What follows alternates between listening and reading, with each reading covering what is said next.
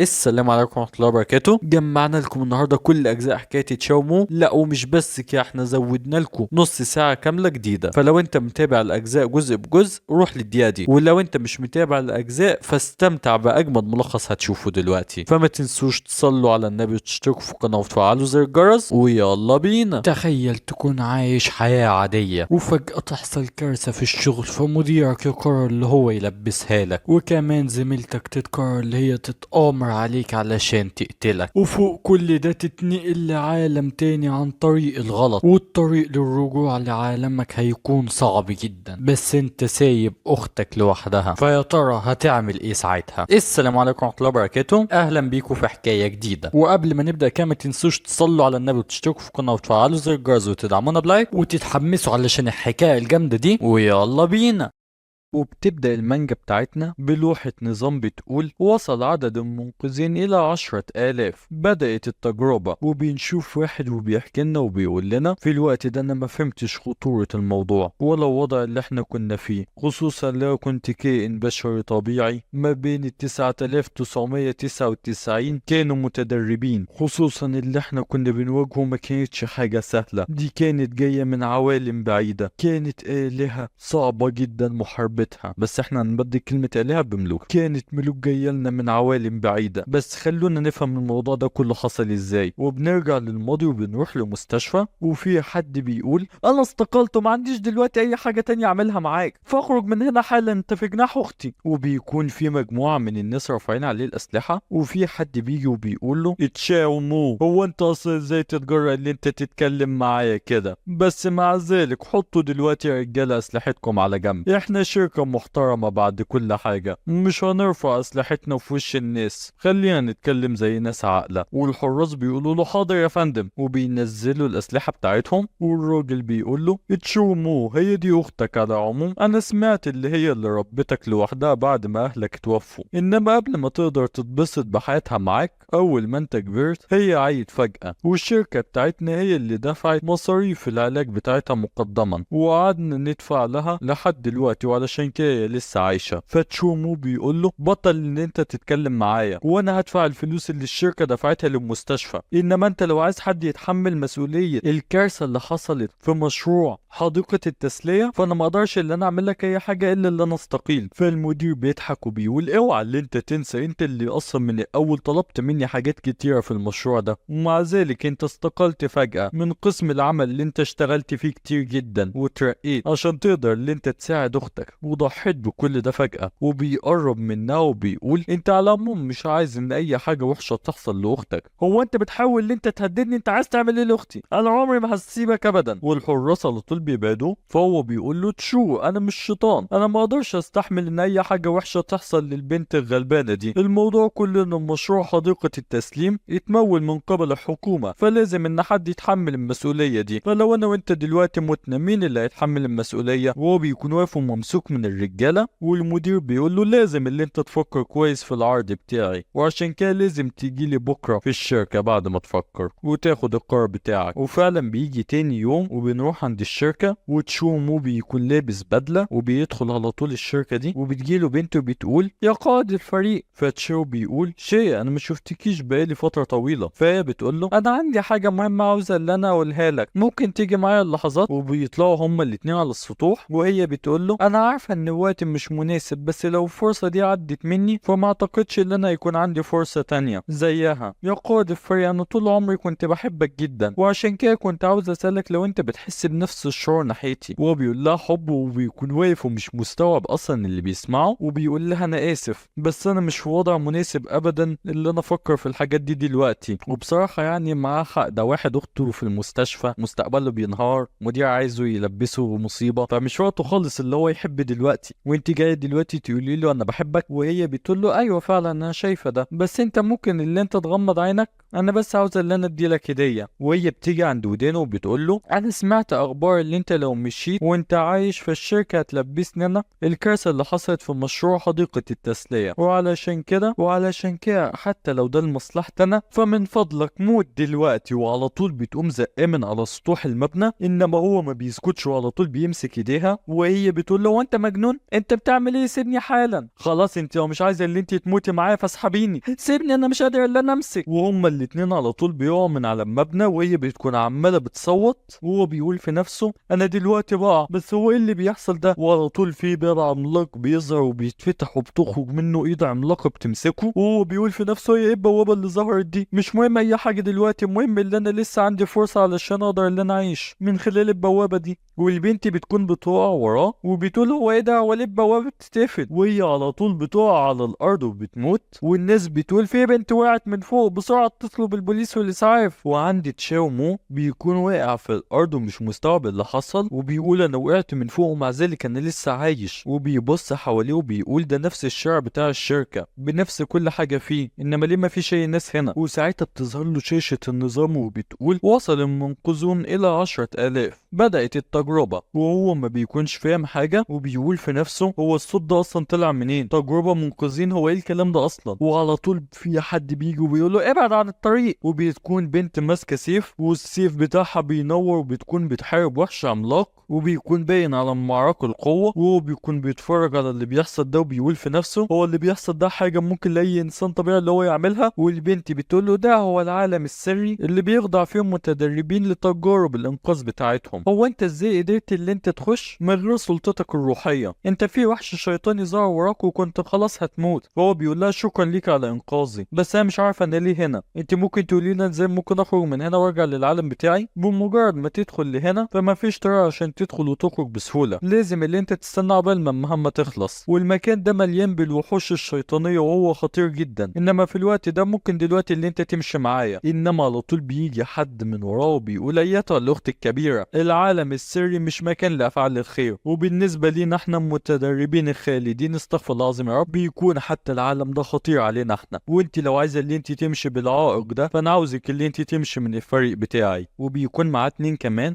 يعني انت عاوزني اللي انا اسيبه؟ انما هو بيقاطعها وبيقول لها انا ممتن جدا ليك اللي انت انقذتيني، بس انت دلوقتي لازم اللي انت تشوفي الاولويات اللي في حياتك. حتى لو كنت لوحدي هقدر لا اتصرف علشان افضل عايش. ما تخافيش انا عندي سبب قوي جدا يخليني اللي انا ارجع. وبيكون بيفكر في اخته اللي في المستشفى وسايبها وراه. والولد بيقول حتى البشر اللي زي الصراصير عندهم الجرأة اللي هم يتكلموا. انا بصراحة عندي فضول اشوف ازاي انت هتتفعس لما تواجه اليأس الحقيقي والوحوش الشيطانية الموجودة هنا لوحدك. وهم بيمشوا وبيسيبوه لوحده وبيقول في نفسه مش مصدق اللي هم سابوني لوحدي، ما اعتقدش ان في حد فيهم هيجي تاني بعد كل الكلام ده. انما برغم كل ده البنت سابت لي واحد من السيوف اللي كان معاها، بس انا ما اعرفش ازاي بستخدم السيف. بس عموما مش مهم، هي حاولت اللي تنقذني وتساعدني على اي حال. ودلوقتي الموضوع بيتعلق بيا انا، لازم دلوقتي اللي انا اعمل كل حاجة بنفسي. الضعفاء واليائسين بس هم اللي بيحتاجوا الناس التانية علشان يساعدوهم. وساعتها لوحة النظام تسجيل الدخول بتظهر وبتقول له سجل الدخول النهارده من فضلك علشان تاخد مكافأة رائعة بتاعة تسجيل الدخول. وهو بيقول في نفسه في شاشة غريبة ظهرت في الفراغ وهو على طول بيدوس على مكان انقر هنا للحصول على مكافأة. والنظام بيقول له في اليوم الاول انت هتاخد دلوقتي قوة وحش شيطاني عنده 1000 سنة. انت خلاص حصلت على المكافأة، تقدر دلوقتي اللي انت تشوفها. وهو بيقول في نفسه القوة دي انا حاسس بيها في كل مكان في جسمي، لدرجة ان التعب اللي انا حاسه من امبارح دلوقتي كله اختفى. انا دلوقتي عندي شعور رائع جدا. وفي نفس الوقت ده في العالم الحقيقي بتظهر رسالة من النظام وبتقول تم اكتشاف غزوة جديدة، العالم السري سيتم تفعيله. وصل عدد المنقذين الى 10,000 متدرب علشان يحاربوا غزو الوحوش الشيطانية. سيتم بث العالم السري في العالم الحقيقي وسيكون ذلك مرتبط بمصير جميع الناس. ولو فشلت تجربة المنقذين بعد 365 يوم اللي هي سنة سينزل الملوك على العالم ويمحو البشرية تماما وكل أثر لها. والناس كلها اللي بتكون ماشية بتكون مستغربة ومش عارفة أصلا الصوت ده طلع منين. وحد بيقول هو كله سمع الصوت ده ولا أنا لوحدي؟ والناس بتقول بصوا احنا موبايلاتنا فجأة بقت بتحمل تطبيق لوحدها، وبيكون اسم التطبيق بس العالم السري مباشرة. وفي ناس بتقول لا أكيد اللي احنا بنسمعه ده مش حقيقي، أكيد في حاجة غلط أو نكتة، علشان ده لو ده حقيقي فده معناه إن في عالم تاني واحنا حياتنا دلوقتي بقت مرتبطة في إيد 10,000 واحد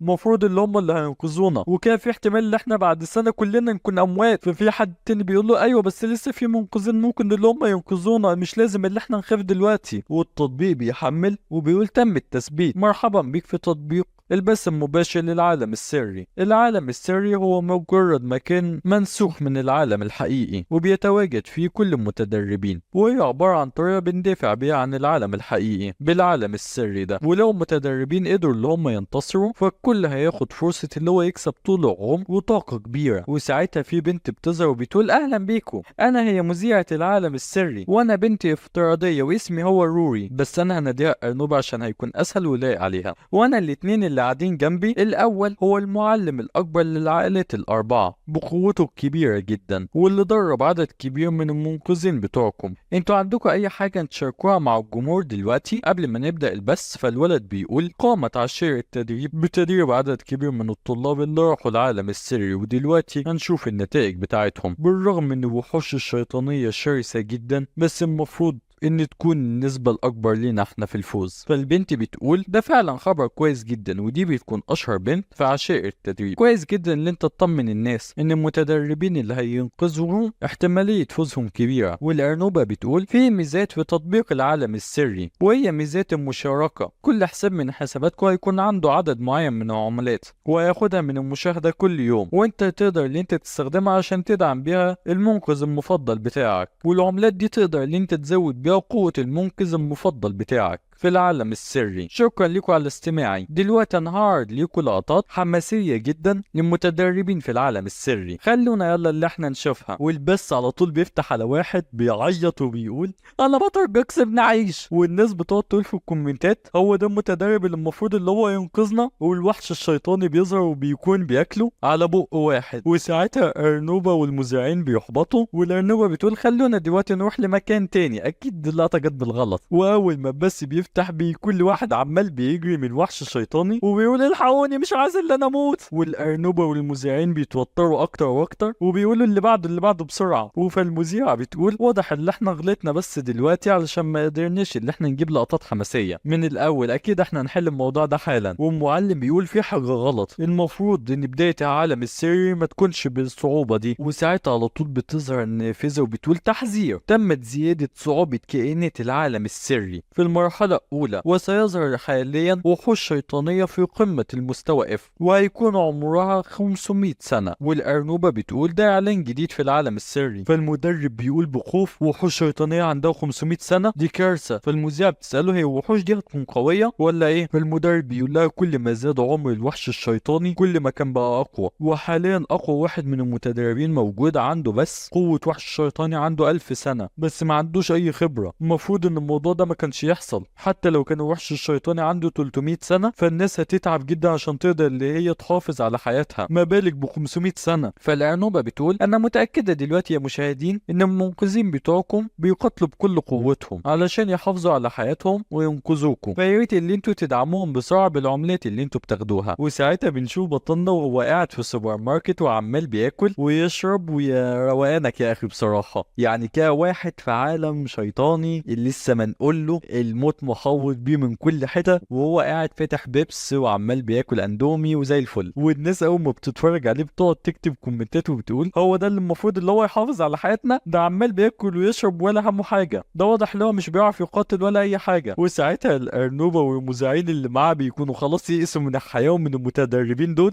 والمذيعة بتقول اكيد الولد ده قوي جدا، يا اما ازاي هيكون مسترخي للدرجة دي؟ فالمدرب بيقول لا ده حتى مش متدرب عادي، ده مجرد بشري، هو اصلا ازاي دخل للعالم السري؟ والناس بتقول في الكومنتات انتوا سمعتوا اللي قاله مدرب؟ المفروض ان الولد ده مجرد بشري عادي وما كانش يدخل للعالم السري، ده حتى مش متدرب جاي من اي معهد للفنون القتالية، بس على الاقل هو مروق دماغه. ايوه بس لو قابل اي وحش روح دلوقتي كان زمانه بطاطس محمرة وانتهى بقاله فترة طويلة. وساعتها بنشوف طاقة شيطانية طالعة من تحت الباب، والناس بتقول احسن لنا دلوقتي اللي احنا ما نضيعش عملة المكافأة بتاعتنا على مجرد ولد عادي زي ده، خلونا بس اللي احنا نتفرج ونشوف ازاي هيموت. والطاقة الشيطانية بتقعد تخرج من تحت الباب، والناس بتقول وحش شيطاني، وهو بيبص على الوحش وكل الكومنتات بتقول هو خلاص اكيد هيموت اول ما بيشوفوا شكل الوحش الشيطاني. والمذيعة بتقول هو ايه العالم السري الغبي ده؟ ازاي يجيب مجرد انسان عادي لهنا؟ هو احنا نقدر اللي احنا نخرجه دلوقتي اللي اسمه تشاو مو ده من العالم ده؟ هو اكيد هيموت ويجيب الغلط. فالمعلم بيقول لها هو اتصنع من قبل ناس كبار جدا واحنا ما عندناش السلطة اللي احنا نتحكم في العالم ده زائد ان خلاص الولد ده طلع قدام وحش شيطاني واخشى ان خلاص ما بقاش في امل ان احنا ننقذه، والوحش ده عنده 100 سنة والاتنين بيكونوا مرعوبين على الولد ده خلاص مش هيصمد لاكتر من 3 ثواني، والوحش الشيطاني بيكون خلاص اتجسد بهيئته الكاملة قصاد تشاو، وهو بيقول في نفسه الوحش ده عنده 6 عيون وجسم كبير جدا اكبر حتى من اللي قبله. هو ده اصدار احسن من وحوش واقوى؟ انا المفروض اللي انا عندي قوة وحش شيطاني عنده 1000 سنة بس انا لسه قلقان. هو في العادي المفروض اصلا ان يكون عمر وحوش عادية كام سنة وعلى طول الوحش بيهاجم عليه، انما تشاو على طول بيتفادى الهجمة بتاعته وبيقول في نفسه سرعة الوحش ده بطيئة جدا ممكن اللي انا اراوغه بسهولة. والوحش بيبص في ايده بيقول في نفسه هو راح فين، وتشاو بيقول برضه في نفسه ما ينفعش ابدا ان انا اكون مهمل برغم ان الوحش ده بطيء جدا الا اللي هو يكون عنده نوع من المهارات اللي هي بترد الهجمة بحيث ان انا لو هاجمته بقوة كبيرة ممكن اللي هو يردها عليا. لازم اللي انا اخد بالي تماما وانا بهاجمه، انا لازم اللي انا اختبر النظرية دي بتاعتي دلوقتي. وساعتها بيمسك السيف بتاعه وبيقول دلوقتي انا ممكن ان انا هاجم الوحش ده دلوقتي بالسيف ده، وعلى طول بيهاجم عليه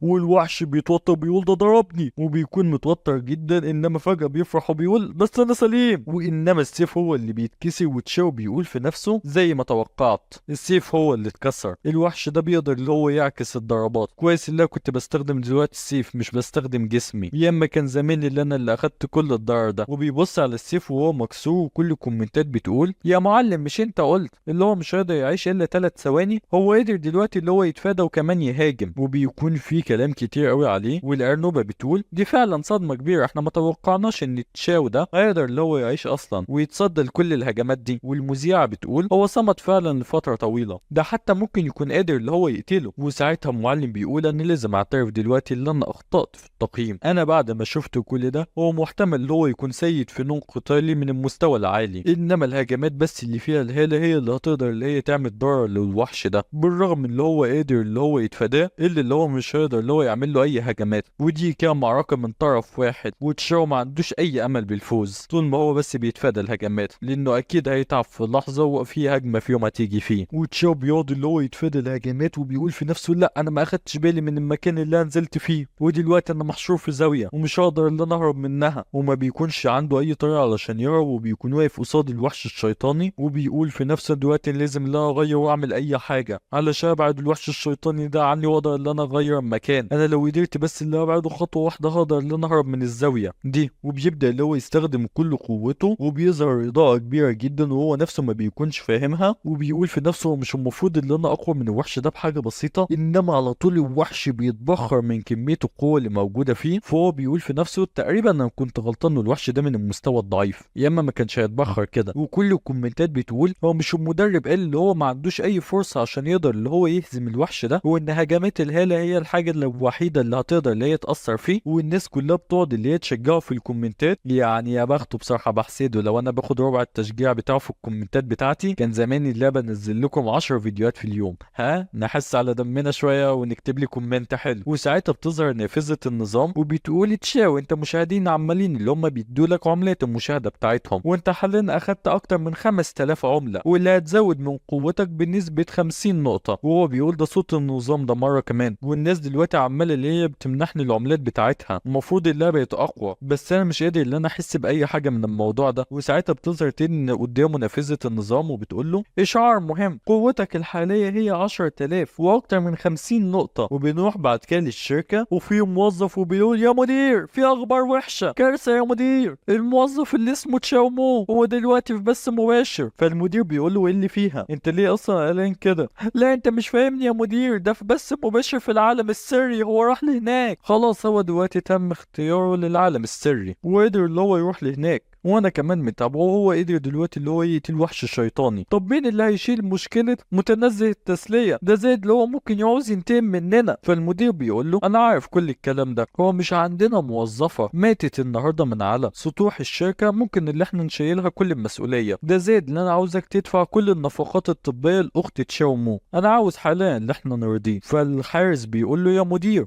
هو انت فكرت ان اصلا تشاو مون بعد دلوقتي ما راح للعالم السري ممكن ما يعوز اللي هو يشوفنا تاني؟ فالمدير بيضحك وبيقول له هو انت فاكر ان السبب اللي مخليني عاوز اللي انا ارضيه اللي انا خايف منه هو مجرد حشرة ممكن اللي انا ابعت له كام واحد وهم يقدروا اللي هم يدمروه وهو جوه العالم السري، وهو يا دوب قدر اللي هو يقتل وحش شيطاني عنده 100 سنة. وحتى لو كده وكان متدرب في العالم السري الموضوع ده مش هيأذينا في حاجة، انا هقدر اللي انا اتعامل معاه واخليه يندم لو ما وافقش اللي هو يكون معايا. وبنشوف الارنوبة وبتقول عدت ساعة من ساعة ما بس العالم السري اتفتح، ودلوقتي المتدربين واضح اللي هم بقوا احسن شوية وقدروا اللي هم يتكيفوا على الوضع وقادرين اللي هم يتعاملوا مع الوحوش الشيطانية ويبدأوا اللي هم يهزموها. وعشان كده بقول لكم تاني يا ريت ان كله يستخدم عملية المشاهدة اللي معاه ويدعم المنقذ المفضل بتاعه علشان يقدر اللي هو يساعدهم ويدعمهم في القتال بتاعهم. والمذيعة بتضحك وبتقول انا شايفة فعلا تشاو مو هو عبارة عن معجزة حصلت عشان يقدر اللي هو يتعامل بالشكل ده، والمعلم ما بيكونش عارف يقول ايه وبيقول لا سيبيني في شأني، انا ما بقتش عايز خلاص اللي انا اهزر دلوقتي او اعلق على حاجة. هو بصراحة شكله وحش قوي، كان كل شوية يقول مش هيعرف يعمل حاجة ده هيموت في خلال 3 ثواني، وفي الاخر تشاومو هو اللي كسب. وبنشوف بعد كده ولد بيكون عمال بيقاتل بالسيف بتاعه وحش شيطاني عملاق، وبتكون باينة قوة الولد العملاقة وبيقدر اللي هو يفجر راس الوحش، والكومنتات بتقعد تقول الولد ده قوي جدا ده قدر اللي هو يفجر راس الوحش بسهولة وبيكون اسمه بايمون. وفي عدد كبير من الناس عمالين بيشجعوه وبيقولوا الولد ده قوي جدا، انما الكومنتات بتكون عمالة بتحذره وبتقول له بص وراك بسرعة. وبالمناسبة المتدربين ما يقدروش اللي هم يشوفوا الكومنتات، والولد بيقول في نفسه واضح ان الوحش ده عنده قدرة شفائية عالية، واول ما بيبص لوراه بيلاقي ان الوحش قدر اللي هو يجدد نفسه وبيهاجم عليه، وهو بيقول في نفسه انا لازم اكون حذر اكتر بكتير دلوقتي، الموضوع ده هيكون رخم قوي. فهو على طول بينط في الهواء بيستخدم ضربة انقطاع الجبل وبينزل عليه وبيحصل انفجار كبير جدا في المكان، وتشاومو بيكون قاعد بياكل شيبسي عادي جدا وبيتفرج عليه وبيقول الانفجار ده حلو قوي، ده احسن من المؤثرات البصرية اللي احنا بنشوفها في افلام مارفل وهوليوود، وبيكون باين عليه اللي هو مندمج قوي ولكنه عمال بيشوف حلقة انمي، وبيقعد ياكل شوية يشرب شوية. والولد في الناحية التانية بيكون عمال بيستخدم كل قوته وقدراته، والكومنتات بتقول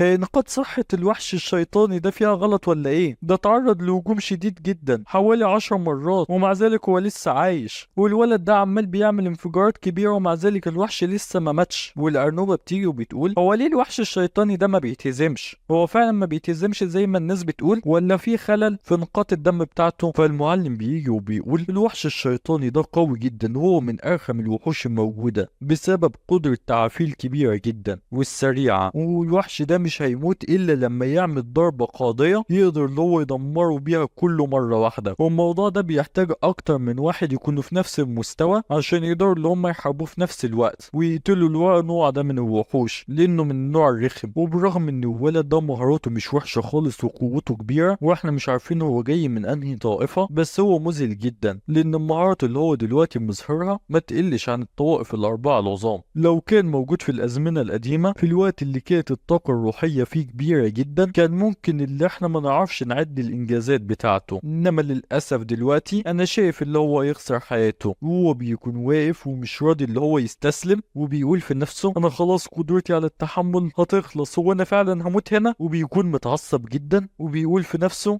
لا انا مش عايز اللي اصدق ده، انا دلوقتي استخدمت كل حاجة واستخدمت كل الفلوس اللي معايا علشان اتدرب اكتر، وفي الاخر عيلتي قالت لي ان انا غير مؤهل وما امتلكش القوة الكافية، وبعد كده مسكت سيفي وعملت لنفسي مساري الخاص واخدت الفرصة دي علشان اكون متدرب في العالم السري واكون واحد من المنقذين، واشتغلت كتير جدا على نفسي عشان توصل مهارة السيف بتاعتي للحد ده، فانا مش هسمح ان انا اموت النهاردة. وهو بيطلع كل الطاقة اللي عنده وبيقول في نفسه انا عارف ان مخاطر التقنية دي كبيرة جدا اللي انا عايز استخدمها وممكن توصل لموتي، بس انا لو ما استخدمتهاش دلوقتي هستخدمها امتى؟ وهو على طول بيهاجم على الوحش بكل طاقته وبيقول ضربة التماثيل ال1000، وبيحصل انفجار عملاق في المكان، وتشاومو بيكون كل ده عادي لسه عمال بيتفرج وبياكل شيبسي، وبيقول في نفسه تأثير التقنية دي كبير قوي، واضح اللي هو كان مخبي قوته، يعني انا نفسي بس كده يكون عند اهله شوية دم ويقوم يساعد الولد اللي بيموت هناك ده لو ينفع يعني بعد اذنه. فالباشا بيتحرك وبيقول انا ليه بطلت اللي انا احس باي حركة هناك، خليني كده لما اروح واشوف اللي بيحصل، يعني الحمد لله بقى عنده شوية فضول ماشيينه الكفاية، المهم اللي هو اتحرك من مكانه. ولما بيروح لهناك بيقول يا اخ هو انت كويس؟ والولد بيكون واقع على الارض وباين عليه التعب الشديد وبيقول ايوه انا كويس، الموضوع خلاص خلص، انا قدرت ان انا اهزم الوحش الشيطاني ده.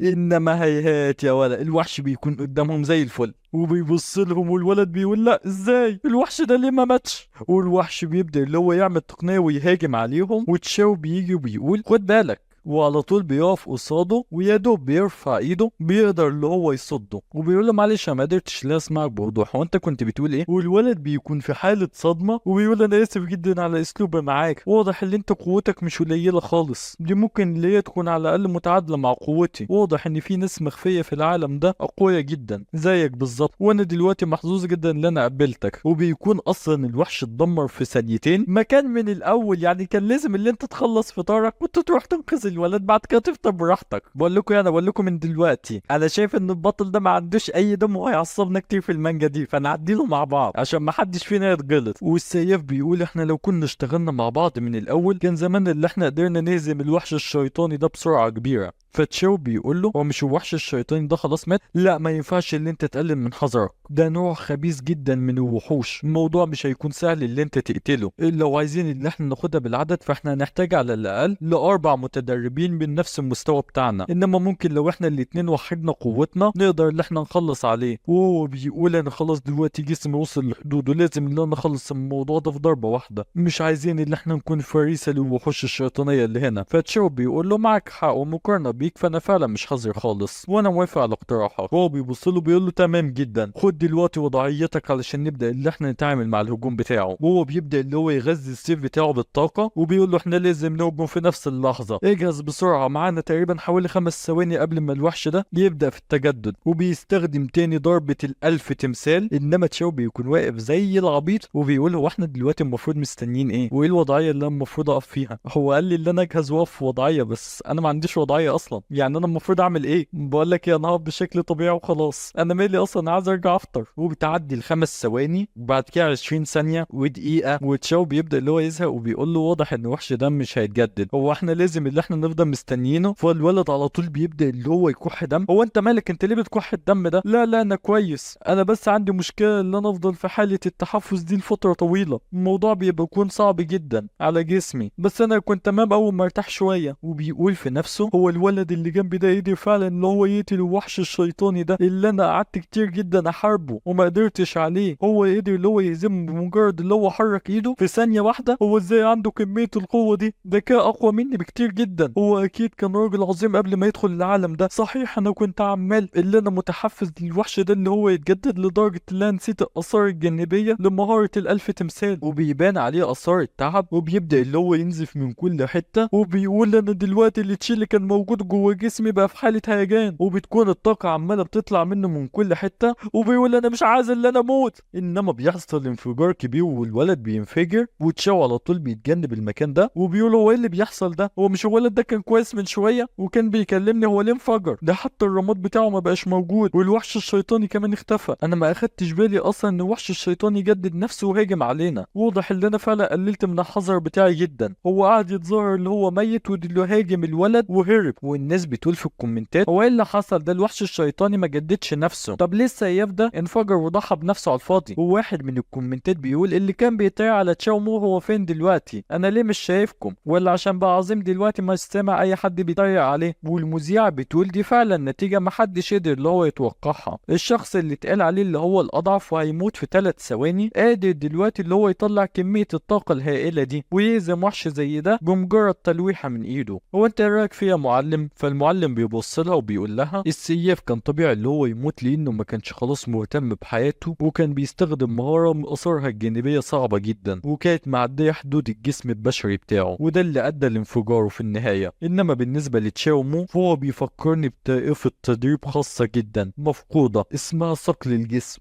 كانت بتحاول اللي هي تقلد نوع معين من انواع الوحوش الشيطانية. الطوائف العادية بتحاول اللي هي تلاقي طريقة يندمجوا فيها مع السماء والارض، وساعتها يمتصوا اللي تشي من كل مكان، وساعتها يحطوا كل الطاقة دي في جسمهم ويخلوا كل القوة المدمرة دي يستخدموها في لحظة واحدة. بس ما فيش جسم يقدر اللي هو يستحمل كل القوة دي. انما بالنسبة لطائفة صقل الجسم، هم بيقرروا اللي هم يحطوا طاقة نقية تماما لجوه جسمهم، فعشان كده هم ما يقدروش اللي هم يستخدموا القوة اللي بيتمتع بيها جسمهم. وبالرغم ان الموضوع ده بتكون فوائده كتيرة جدا وبيكون اسرع بكتير من طرق التدريب العادية، الا ان كمية القوة دي مش هيقدر يوصل لها حد الا وحش عنده 1000 سنة. وبسبب ان عدد الناس اللي كانت بتستخدمها قليل جدا بسبب مخاطرها العالية، فنوعية التدريب دي تقريبا اختفت، لان استخدام القوة النقية لوحدها من غير اي حاجة تانية بتكون صعبة جدا، خصوصا من غير التشي. وعلشان كده دلوقتي انا شايف ان تشياو مو ده هو كان عند تلميذ من طوائف صقل الجسم اللي اختفت من زمان، والمدير بيكون قاعد بيتفرج على اللي بيتقال ده وبيقول تشياو مو قتل الوحش، المفروض على الاقل ان 4 يقتلوه مع بعض ومن طائفة صقل جسم. هو ايه الكلام ده؟ والوحش اللي قتله عنده 300 سنة اصلا. وبيجي ساعتها حارس وبيقول سيدي، هو انت مش قلت لي ان انت هتقدر تتعامل مع تشاو مو لو انت عايز وتبعت له ناس يقتلوه؟ ده يعني المفروض اللي هو مجرد ولد جاي من طائفة صقل جسم وامكانياته قليلة، المفروض اللي انت ما تقلقش منه. فالمدير بيقول هو انت غبي؟ انا كنت بالكتير جدا هبعت له شوية ناس وكانوا في احسن الاحوال كلهم هيوصلوا لقوة وحش شيطاني عنده 1000 سنة مجتمعين مع بعض. بس انت نسي اللي المعلم لسه قايله من شوية، على اقل جدا لازم علشان حد يتدرب في طائفة صقل الجسم محتاج تكون قوته وحش شيطاني عنده 1000 سنة، وهو دلوقتي يقدر اللي هو يقتل وحش شيطاني عنده 300 سنة بضربة واحدة وكأنه بيهش دبانة. مفيش اي حد ممكن لا يتحمل تكلفته هيكون عنده القوة دي علشان يقدر اللي هو يقتله. فالحارس بيقول له من فضلك يا مدير اهدى شوية، كل ما بتظهر اي مشكلة بقول ان مستحيل ان حد يحلها، وانت بتيجي وبتقدر ان انت تلاقي لها حل بسهولة، واكيد الموضوع ده مش هيختلف دلوقتي وهتقدر ان انت تحل كمان المشكلة دي. فهو بيقول له مش تمام فعلا، انا وضعي لسه مش بالسوء ده. السيد الشاب التالت لعائلة لي هو ساعد في مشروع حديقة التسلية، ممكن اللي احنا نشيله مسؤولية المشروع ده.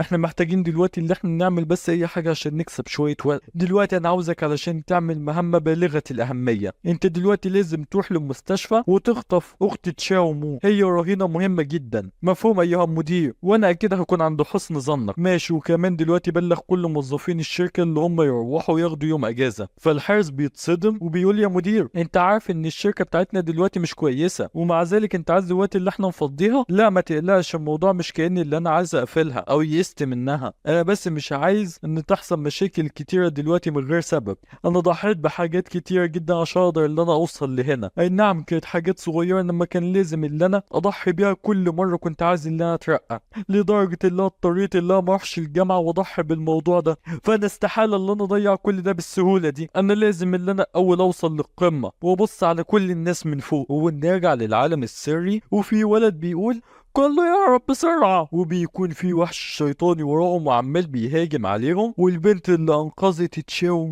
بتكون موجودة وباين عليها التعب وبتقول ماتوا كل اصحابي ماتوا، قالوا لي مش هنحتاج لقطرة عرق واحدة علشان نهزم الوحش ده، احنا كلنا مستوانا عالي هنقدر ان احنا ننقذ العالم. كات بكله كات، ما كانش لازم ان انا اصدق كل الكلام ده. هو امتى الكابوس اللي احنا فيه ده كله هيخلص؟ وبتكون واقفة وخلاص شكلها هتموت وتعيط وبتقول بنستخبى بالنهار وبنستخبى بالليل، اهم حاجه اللي احنا نفضل عايشين. انما بيجي تشاو مو من وراها وبيقول لها يو، وهي بتتخض وبتلف له وبتقول له هو مش انت الشخص اللي انا قدرت ان انا انقذه في بدايه العالم السري؟ هو انت ازاي لحد دلوقتي عايش؟ يخرب بيتك ده انت جامد. لا انا اسفه مش قصدي ان انا اشتمك، الموضوع بس اللي انا مصدوم علشان دلوقتي شايفاك لسه عايش في العالم الخطير ده، خصوصا مع كميه الوحوش الشيطانيه الكبيره اللي ظهرت، فانا عارفه ان الموضوع كده هيكون صعب عليك. فهو بيقول لها انت بس ممكن تقولي لا محظوظ شويه. صحيح انا ممتن جدا للسيف اللي انت اديتهولي بس هو للاسف اتكسر مني. صحيح هو بقيت اصحابك فين؟ فهي بتقول له كله مات، كانوا عاوزين اللي هم يكونوا ابطال عشان ينقذوا العالم انما خلاص كلهم راحوا. احنا المتدربين اللي جايين من طوائف غير معروفه مهما تعبنا ومهما اتدربنا مش بنكون قد اللي جايين من الاربع طوائف الرئيسيه. انما بالنسبه لتهديد الكائنات الشيطانيه دي فاحنا مجرد الغدا بتاعهم. هو بيقول لها فعلا قوه الكائنات الشيطانيه دي كبيره جدا. ما عداش وقت كتير ومن شويه شويه كنت واقف مع حد انفجر تماما لدرجه ان حتى الرماد بتاعه ما بقاش موجود، وما قدرتش حتى ان انا اشوف الهجمه بتاعه الوحش الشيطاني ده. فالبنت بتقول له طب ايه رايك ان احنا نبدا نمشي مع بعض من دلوقتي؟ ممكن ان احنا نلاقي مكان امن نستخبى فيه عقبال ما الاقوام من الطوائف الرئيسيه يقدروا اللي هم يخلصوا الاختبار ده، وبعد كده نقدر ان احنا نرجع للعالم الطبيعي بتاعنا، وانا هبذل كل جهدي عشان اقدر ان انا احميه. والناس بتقول في الكومنتات هي البنت دي بتهزر، هي عايزه اللي هي تحمي تشاومو، هي مش عارفه اللي هو اقوى واحد موجود، حد يفوقها من فضلكم. وحد تاني بيقول هو تشاومو لحد دلوقتي مش قادر يعرف ان سبب وفاه السياف اللي كان معاه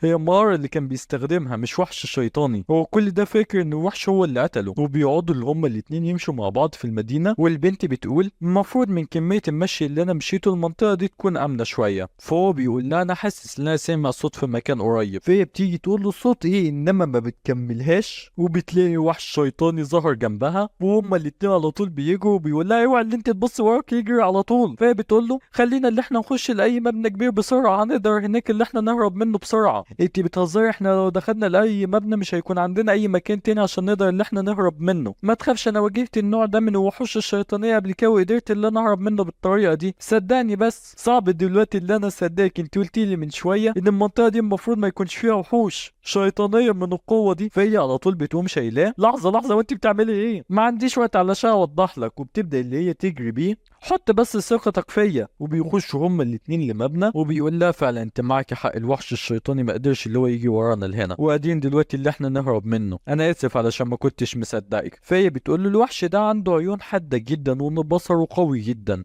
انما احساسه باللمس والسمع ضعيف جدا، فاللي احنا نخش مبنى كبير زي ده يخليه اللي هو يعرف مكاننا دي حاجه صعبه جدا بالنسبه له. بس ما ينفعش برضه اللي احنا نقلل من الحذر بتاعنا. خلينا دلوقتي اللي احنا نروح لطابق اعلى ونستنى فوق 10 دقايق وبعد كده نهرب من هنا. ماشي تماما، هسمع كلامك. واحنا داخلين لمحت خريطه المبنى والسلالم من هنا. فهي بتقول له لا انا عاوزه اللي احنا نركب الاسانسير. فالولد بيبص لها وبيقول لها اسانسير. فالبنت بتقول له واضح ان انت مش عارف العالم السري هو نسخه مطابقه تماما للعالم العادي، وكمان منظومه الكهرباء والطاقه كلها شغاله وموجوده، وعشان كده الاسانسير هيكون شغال بشكل طبيعي. طب هو احنا مش هيكون امل لنا اللي احنا نمشي على السلالم بدل ما نطلع في الاسانسير؟ هو بصراحة معاك حق اللي احنا نمشي على السلالم، الموضوع ده هيكون أأمن، بس انت لازم تحس برضه بيا شوية. انا بجري بقالي كتير وده زائد اللي انا كنت شايلاك، وانت مش عارف انت تقيل ازاي، يعني خلي عندك شوية دم. انا شلتك كل المسافة الطويلة دي وانا تعبانة قوي ومش قادرة دلوقتي اللي انا امشي ولا خطوة تانية. فهو بيقول لها مين كان عارف ان المتدربين هيكون عندهم زي قدرة التحمل الضعيفة دي؟ انا كنت متوقع منكم اكتر. لا انا خلاص مقتنع ان البطل ده ما عندوش اي دم، محدش يكلمني فيه تاني. طب انت لو مسكتش انا هموتك حالا. احنا لو ركبنا دلوقتي الاسانسير مش هنخسر حاجه، والاسانسير هو المصعد للي مش مصريين. على العموم مفيش اي وحش هيكون اتعلم ازاي يركب الاسانسير، هم مش اذكياء كفايه عشان يعرفوا هو ازاي بيشتغل. وهي اول ما بتدوس عليه وبتسحبه، فاول ما بيوصل الباب بيتفتح بيلاقوا كده حبه جثه زي العسل موجوده جوه. فهو بيقول لها لا واضح ان في وحش شيطاني ذكي كفايه اللي هو اتعلم ازاي الاسانسير بيشتغل. بس لحظه واحده، انت شايفه الجروح بتاعت الناس دي هي من الوحش الشيطاني اللي كان بيجري ورانا؟ لا، الجروح دي من وحش شيطاني مختلف. لحظة واحدة، المبنى ده ممكن يكون عبارة عن مستودع للوحوش الشيطانية. ده حتى ممكن يكون الموضوع أسوأ من مجرد الوحش اللي كان بيجري ورانا. المبنى ده ممكن يكون كله عبارة عن فخ كبير واحنا دخلنا ليه برجلينا. واضح ان وحش الشيطان اللي كان بيجري ورانا كان هدفه فعلا اللي هو يصطادنا ويستدرجنا لهنا. احنا لازم نخرج من هنا بسرعة عشان احنا لو اتحصرنا منهم اكيد احنا هنموت. ماشي، احنا لازم دلوقتي اللي احنا نلاقي مكان واسع عشان نقدر اللي احنا نستخبى فيه ونهرب بعد كده. وبيبدأ اللي هو يجري وبيقول لها اجري ورايا، وبيخشوا الأوضة كبيرة فيها مكاتب كتيرة، والوحش بيخش وراهم بيكون عمال بيضحك وبيقول في نفسه وقعوا في الفخ بتاعي وهاكلهم. وهما الاتنين بيكونوا مستخبيين تحت مكتب وبيقولوا كانت فكرة كويسة فعلا ان احنا نستخبى هنا. هو كان مش قادر اللي هو ولا يسمعنا ولا يشوفنا. الوضع لحد دلوقتي مستقر، والناس بتقول في الكومنتات لازم الوحش الشيطاني ده يهرب دلوقتي يا اما هيتعمل بطاطس محمرة على ايد تشاومو. بس غريبة ان تشاومو عمال دلوقتي بيتصرف كأنه مجرد ولد عادي برغم قوته الكبيرة دي. والوحش بيبدأ اللي هو ينشر عيونه في كل حتة وبتكون عين فوقيهم بالظبط. والبنت بتقول له خلي بالك ما تخليش العين دي اللي هي تشوفك. ماشي تمام. وهي بتقول له هو لو شافنا فانا هبذل كل قوتي علشان اقدر اللي انا شتيته لشويه، وانت ساعتها لازم تنتهز الفرصه وتهرب من المكان. هو انا ما عنديش مانع، بس انا ممكن اللي انا برضه اساعدك. انا هزمت وحش شيطاني برغم اللي هو كان ضعيف، الا اللي انا مش هكون مجرد عائق بالنسبه لك واقدر اللي انا اساعدك. فالبنت بتقول له ما تحاولش اللي انت تتصرف كانك قوي، وانا برضه مش عاوز اللي انا اضحي بنفسي، انا بعد ما شتيته لكام ثانيه وانت تهرب هحاول ان انا اهرب وراك. فهو بيقول لها ما تخافيش عليا، انا هقدر ان انا اتصرف مع نفسي. انما فجاه هو بيحس بحاجه وبيقول لها ما تقوليش اي حاجه دلوقتي، انا حاسس ان في وحش بيقرب مننا. فهي بتقول له واضح ان حاسه السمع اللي عندك قويه جدا يا اما مشتته، علشان مش سامعه اي حاجه. انت لو اشتغلت مع الوحش الشيطاني ده هتقدروا اللي انتوا تشوفوا وتسمعوا على الاقل في محيط 1000 متر وهتكونوا ثنائي عظيم. فهو بيبص لها وبيقول لها هو ده وقت اللي انت تهزري؟ انا ممكن دلوقتي لا اتحرك عشان خطواتي خفيفه قوي. لا انا رايي بلاش، انا رايي نقعد نستنى ونقعد هنا نهزر ونضحك عقبال ما الوحش يمسكنا ونشوف ايه اللي هيحصل فوق. فهو بيقول لها انت عارفه ما عنديش مانع، خلينا فعلا اللي احنا نقعد هنا، كلامك منطقي بالنسبه لي. وفي وحش تاني بيوصل والبنت اول ما بتحس بيه وبتشوفه بتترعب وبتقول في نفسها احنا خلاص هنموت، الوحش ده انا مسميه الضفدع وعمره ما يقلش عن 300 سنه. والوحش بيحط حرفيا ايده فوق راسهم وهي بتكتم نفسها وبتقول هو احنا المفروض ازاي نستخبى منه. والوحشين بيكونوا جنب بعض والناس في الكومنتات بتكون متحمسه جدا وبيقولوا الموضوع عامل كانه فيلم رعب. ففي حد تاني بيرد عليه وبيقول له واضح ان انت بتهزر، افضل لاعب دلوقتي مستخبي جنب وحشين بالشيطانيه دي، الفيلم الرعب ده للوحوش مش للبني ادمين. وانا شايفه كده وهو عمال بيستخبى بجد من الوحوش الشيطانيه عمال بضحك. والناس بتبدا اللي هي تراهن على عدد الضربات اللي الوحش ده هيموت بيها. وعند الوحش بيقعد اللي هو يمد عيونه في كل حته وبيكون حرفيا فوق تشاو وبيشوفهم اخيرا وبيقول اها، وبلغه الوحوش دي معناها انا لقيتكم. انما ايد الضفدع بتتمد وبتمسك الوحش ده وبيبداوا اللي هم يتكلموا بلغه الوحوش وبيقول له هو انت ليه حاطط ايدك على راسي؟ الموضوع ده مخوفني. فالتاني بيرد عليه وبيقول له لولا اللي انت ضعيف ما كنتش احتجت اللي هو احط ايدي على راسك. الولد اللي موجود تحت الترابيزه ده قدر اللي هو يقتل الوحش العظيم اللي عنده 300 سنه اللي بيجدد نفسه بضربه واحده. احسن لنا نتصرف دلوقتي كاننا ما شفناهمش اصلا علشان نحافظ على حياتنا. فالوحش بيقول له بجد؟ طب خلينا اللي احنا نجري فورا، انا ما يهمنيش انت هتجري ولا لا بس انا همشي حالا. طب استناني انا جاي وراك. وبيكونوا كل ده قالوه بلغه الوحوش. فتشاو البنت الاتنين ما فهموش حاجه ويو بتقول له اتشاو صوت الاتنين دول ما بقاش موجود، شكلهم راحوا دلوقتي المكان تاني. والاتنين اخيرا بيخرجوا والبنت بترتاح وبتقول كويس جدا، كنت خلاص فاكر ان احنا هنموت دلوقتي ومش هنعرف ان احنا نهرب. وواحد في الكومنتات بيقول ليه بقى كنت فاكر ان انا دلوقتي هعرف اشوف معركه حماسيه ما بين تشاو مو والوحوش الشيطانيه دي، بس الوحوش مشيت من غير ما تحصل حاجه. احنا ليه عمرنا ما شفنا وحش شيطاني بالجبن ده ما تجروش اللي هم يقتلوا 2 ضد 2. وفجاه في ناس كتير في الكومنتات بتقعد تقول مستوى صحه الوحوش فجاه عمال بيزيد، هو ايه اللي بيحصل؟ انما فجاه بيظهر اشعار بيقول اشعار للعالم السري، ظهر الرئيس النهائي للمهمه الاولى، مستوى صعوبه الوحش هو 500 سنه، ومكتوب عنوان المهمه. وتشاو مو بيقول كويس جدا خلاص واضح ان المهمه الاولى هتنتهي قريب. والبنت بتكون جنبه وبتكون متضايقه وبتقول الموضوع ده كله ما يهمنيش علشان قوه الوحش كبيره جدا، ده 500 سنه، الموضوع هيكون صعب جدا وشبه مستحيل اللي احنا نقدر اللي احنا نعمل اي حاجه معاه. احسن حاجه نعملها اللي احنا دلوقتي ندور على مكان عشان نستخبى فيه ونسيب الناس اللي عندهم مستوى عالي هم اللي يتعاملوا معاه. انما الحظوم الفقري بيكونوا اصلا موجودين عند الوحش الرئيسي. وتشاو مو بيقول واضح ان احنا دلوقتي في المكان الغلط.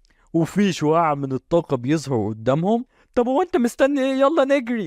والبنت بتكون عمالة بتنهج وبتقول المفروض اللي احنا نكون امنين بعد ما جرينا كل المسافة دي. انا بصيت بسرعة على الوحش الرئيسي وهو مرعب جدا. فهو بيقول لها ايوه معاك يا حق، والوحوش الشيطانية العادية اصلا بتكون مرعبة جدا، انما الوحش ده عنده 500 سنة فالموضوع هيكون رخم جدا. هو العالم السري واضح اللي هو عايز يخلص مننا بسرعة. فالبنت بتقول له في الغالب ممكن ده فعلا يكون حقيقي، كل ما مستوى الصعوبة عمال بيزيد الموضوع بيكون اصعب واصعب. اهم حاجة بس نعملها دلوقتي اللي احنا نقعد نهرب بأقصى سرعتنا ونكون بعاد على اي وحش شيطاني قريب مننا، ده هو اللي هيخلينا عايشين. وساعتها بيجي واحد من جنبهم وبيقول انتوا الاتنين من فضلكم استنوا، انا منحدر من طائفة تشاو تشين، تحبوا اللي انتوا تنضموا معانا للتحالف بتاعنا عشان نقدر اللي احنا نهزم الوحش الشيطاني؟ والاتنين بيبصوا له في استغراب. والبنت بتقول له انا اسفة بس انت ممكن تدور على ناس تانية، احنا ضعاف جدا وعمالين بنهرب بعيد على قد ما نقدر عشان نقدر اللي احنا نفضل عايشين. فهو بيقول لهم اللي انتوا تقعدوا تهربوا بعيد، الموضوع ده مش هيساعدكم ابدا اللي انتوا تفضلوا عايشين في العالم ده. في الاخر في وحوش هتحاصركم وتموتكم. انتوا لازم تساعدونا لو عايزين اللي انتوا تخرجوا من هنا وانتوا عايشين. ده زائد ان في اكيد هنا ناس اقوياء من الطوائف الاساسيه 4 ويقدروا اللي هم يتعاملوا مع الوحش الشيطاني اللي عنده 500 سنه، وده هيساعدنا. بس لازم اللي احنا نلاقيهم ونساعدهم على قد ما نقدر، حتى برغم اللي كل اللي لقيتهم لحد دلوقتي مفيش اي حد بقوه مطلوبه. بس احنا لو قعدنا اللي احنا نهرب ونستخبى كلنا فبنسبه 100% كلنا هنموت على ايد الوحوش الشيطانيه، ده غير الوحش الرئيسي. انما لو عايزين اللي احنا نفضل عايشين ففي طريقه واحده، احنا عندنا قدر سحريه تقدر تساعدنا اللي احنا نهزم الوحش الشيطاني اللي عنده 500 سنه واسمها زجاجه البرق. انما كل موضوع ان الاداه دي بتاخد شويه وقت عقبال ما تقدر اللي هي تشتغل، وفي الوقت ده لازم اللي احنا نفكر في الطريقة نسيطر بيها على الوحش ده، وعلشان كده نحتاج لعدد كبير جدا من الناس علشان نقدر اللي احنا نتحكم في الوحش. فكل ما عددنا زاد كل ما احتمالية نجاحنا زادت، وعشان كده ياريت لو انتوا تنضموا لنا دلوقتي عشان نقدر اللي احنا ننجح وننتصر على الوحش اللي عنده 500 سنة. وساعتها بيجي واحد وبيقول يا جين انا رجعت، الوقت اللي انا اخدته كان اقل مما توقعت. فعلى طول الولد بيروح عليه وبيقول له يا سيدي الشاب احنا نفذنا كل الاوامر اللي انت قلت لنا عليها، وجنب الناس دول فاحنا دلوقتي جمعنا حوالي 164 واحد. فاللي جنبه بيقول له 164 ده قليل قوي، بلغ عدد الاشخاص اللي دخلوا العالم السري هنا حوالي 2500 على الاقل. ما حدش كان عارف ان صعوبة العالم السري ده هتزيد للدرجة دي. عدد الناس اللي احنا لقيناهم ميتين اكتر بكتير من اللي لقيناهم عايشين. بس انت المفروض ان انت خلاص مع عدد الناس الموجودين هنا يكون عندك الوقت الكافي علشان تقدر ان انت تفعل زجاجة البرق. وهو بيبص على الاداة السحرية بتاعته وبيقول ايوه هيكفي، وبيرجع للماضي وبيفتكر وبيقول دي كانت الزجاجة الوحيدة الموجودة عندنا وما ينفعش ان يتم استخدامها الا مرة واحدة. وبنشوف ابوه هو بيقول له دلوقتي ده دوري علشان اديلك الكنز بتاع الطائفة بتاعتنا، وانا دلوقتي اديلك زجاجة البرق. وهو بيقول له ابي انا اسف انا مش هقدر ان انا اعمل كده. فهو بيقول له ايه الصعب في كده؟ كل اللي عليك اللي انت تجمع الناس بحجة ان زجاجة البرق هتاخد وقت عقبال ما تجمع قوتها، وتستخدمهم عشان يزودوا الضرر اللي هيحصل على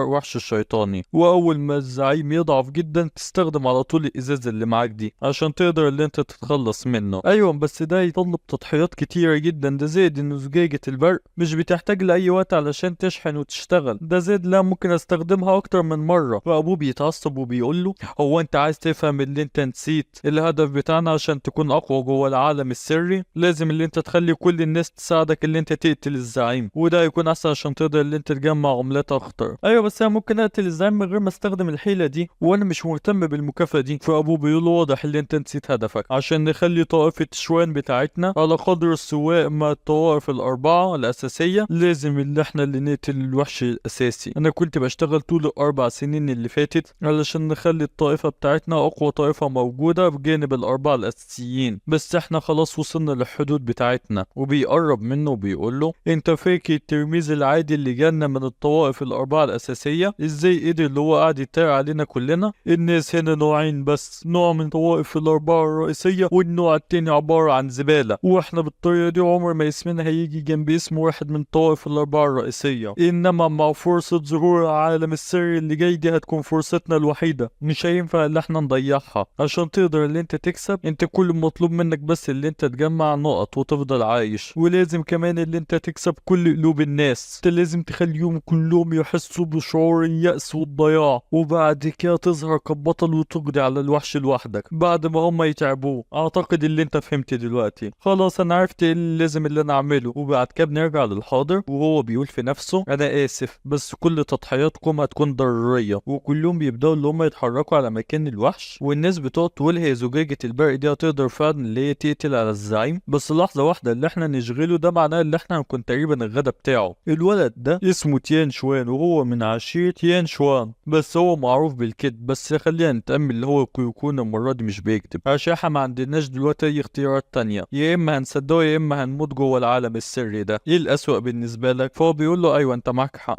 احنا دلوقتي اخدنا قرار اللي احنا يكون عندنا شوية امل بدل ما نستسلم ونستنى هنا عقبال ما نموت. احنا بصينا على الجنب المليان، فاحنا لو قتلنا الزعيم هنكون كلنا اغنياء وهناخد عملات كتير قوي، وساعتها هنكون اقوياء قوي في العالم السري. فاللي جنبه بيقول له اللي انت تقدر تقدر تفضل عايش دي كلها نعمة لوحدها، وانت لسه بتفكر ان انت تكون غني. فساعتها كلهم بيسمعوا صوت حد بيقول لهم في 200 واحد هنا، ومن بين ال 200 في واحد بس هو اللي هياخد مكافأة قتل الزعيم، وهو اللي هيكون الشخصية الرئيسية. محدش يبص لي، انا كده مش عايز اكون الشخصية الرئيسية، انا بس مش عايز اكون الوحيد اللي هرب من هنا وهو عايش. والبنت بتيجي وبتقول لحظة واحدة، هو انت عايز بجد اللي انت تيجي معانا وتنضم لنا واحنا بنقاتل الوحش الرئيسي؟ الموضوع هيكون خطير جدا، الموضوع مش هيكون بالسهولة دي. انت ليه عايز تخاطر بحياتك؟ انت مجرد انسان عادي، يعني بالبلدي انت جربوع يا ابني، هتيجي معانا ليه؟ خليك هنا استخبى. فهو بيقول لا، انا لقيت شوية عملات ادتني شوية قوة، وانا ليا فايدة على عكس ما انت متوقعاني ماليش فايدة، وما ينفعش اللي اشوفكم كلكم وانتوا رايحين تخاطروا بحياتكم وانا اقعد هنا وما اعملش حاجة. وهي بتكون مستغربة وبتقول يعني انت فعلا هتقدر اللي انت تزود من قوتك باستخدام العملات؟ واضح اللي انت فعلا تمتلك مؤهلات علشان تقدر اللي انت تخش العالم السري. انا ما دخلت العالم السري اول مرة ما كانش الموضوع ده من فترة بعيدة، وكنت فعلا محظوظ، بس كفاية اللي انا اخدت كذا عملة وقدرت اللي ازود بيها قوتي، انما بعد كده ما قدرتش اللي ازود قوتي تاني. فالبنت بتقول له ايوه ده طبيعي، لو كانت عملتي المشاهدة تقدر اللي انت تزود بيها قوتك الى ما لا نهاية، فممكن ان كل الناس تتجمع على واحد وتقعد تديه كل عملاتها وتخليه قوي جدا، وهو يقعد يهزم كل الوحوش، والموضوع كان مش هيكون فيه اي اثارة. الطاقة اللي موجودة في العملات دي كويسة جدا، انما الجسم الطبيعي عنده حدود مش هيقدر اللي هو يعديها. اول ما نقدر اللي احنا نوصل للحد بتاعنا مش هنقدر اللي احنا نمتص عملات اكتر. بس واضح برضو اللي انت مهما كان انت مش انسان طبيعي عشان قدرت اللي انت تمتص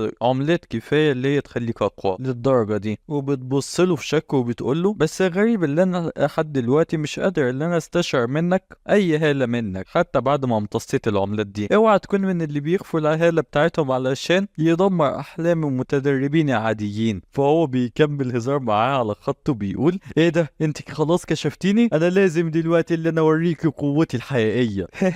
وهي بتقعد تضحك وبتقول له الجملة دي موجودة في المانجا، انا ما توقعتش اللي انت بتكون بتقرا مانجا زيي. هو انا مش عاوز اصدمها بس هي اصلا نفسها مانجا. لا لا انا مش بعكسها، هي في مانجا. نكمل. وهو بيقول انا اصلا مستغرب، هو المتدربين عندهم وقت علشان يقروا المانجا؟ ايوه طبعا، هو انت فاكر ان احنا بنعيش في غابات ولا ايه؟ ما حدش دلوقتي يقدر اللي هو يعيش في مكان من غير شبكه او انترنت، اصلا الهاله قليله جدا في العالم الطبيعي، فما بقتش فرق انت عايش في مدينه او عايش حتى في الغابه. الموهوبين بس هم اللي بيقدروا اللي هم يزودوا من قوتهم بسرعه كبيره. معظم المتدربين حاليا بيحاولوا اللي هم يدخلوا في المجتمع الحديث، وبقى في منهم كتير مدمنين على الفلوس واللي هم يقعدوا يجمعوها. وبنروح تاني عند الشركة وعند المدير بيكونوا قدامه 3، والتلاتة بيقولوا له ايوه مدير احنا ممتنين جدا ليك، والمبلغ اللي انت اديته لنا فعلا كبير جدا. لا دي ولا حاجة، دي مجرد دفعة اولى، اول ما تخلصوا المهمة بتاعتكم هتاخدوا مكافأة تانية. احنا كده نبذل كل جهدنا بعد ما استلمنا الدفعة الاولى بتاعتنا، بس هو انت هتحتاجنا كلنا عشان تقدر اللي انت تقتل واحد بس؟ هو الموضوع ده مش اوفر شوية؟ انتوا التلاتة اساتذة من الكبار، وانا بعت لكم معلومات اتشاو من شويه، وهو قدر اللي هو يقتل وحش شيطاني عنده 300 سنه بضربه واحده، وهو دلوقتي جوه العالم السري، ما ينفعش اللي انتوا تقللوا من شأنه. فواحد منهم بيقول مش لازم اللي انت تقدر خالص، ما حدش فينا قبل كده فشل في مهمه. هو فعلا الموضوع كان صادم شويه لما شفنا تشاو مو وهو بيقتل الوحش الشيطاني في البث اللي بيحصل، بس في اشاعات بتقول اللي هو من عشيره صقل الجسم، وبغض النظر ايه القوه اللي هو اخدها من جوه، فالقوه اللي هياخدها جوه مش هيقدر اللي هو يطلع بيها بره، لان الهاله اللي موجوده في كوكب الارض بتاعنا ضعيفه جدا، وطالما هو واخد قوته من العملات بتاعه المشاهده مش هيقدر اللي هو يرجع بالقوه دي للعالم الطبيعي، وعشان كده نقدر ان احنا نقتله بسهوله. خلاص تمام، بس انتوا برضو بتفكروا كتير.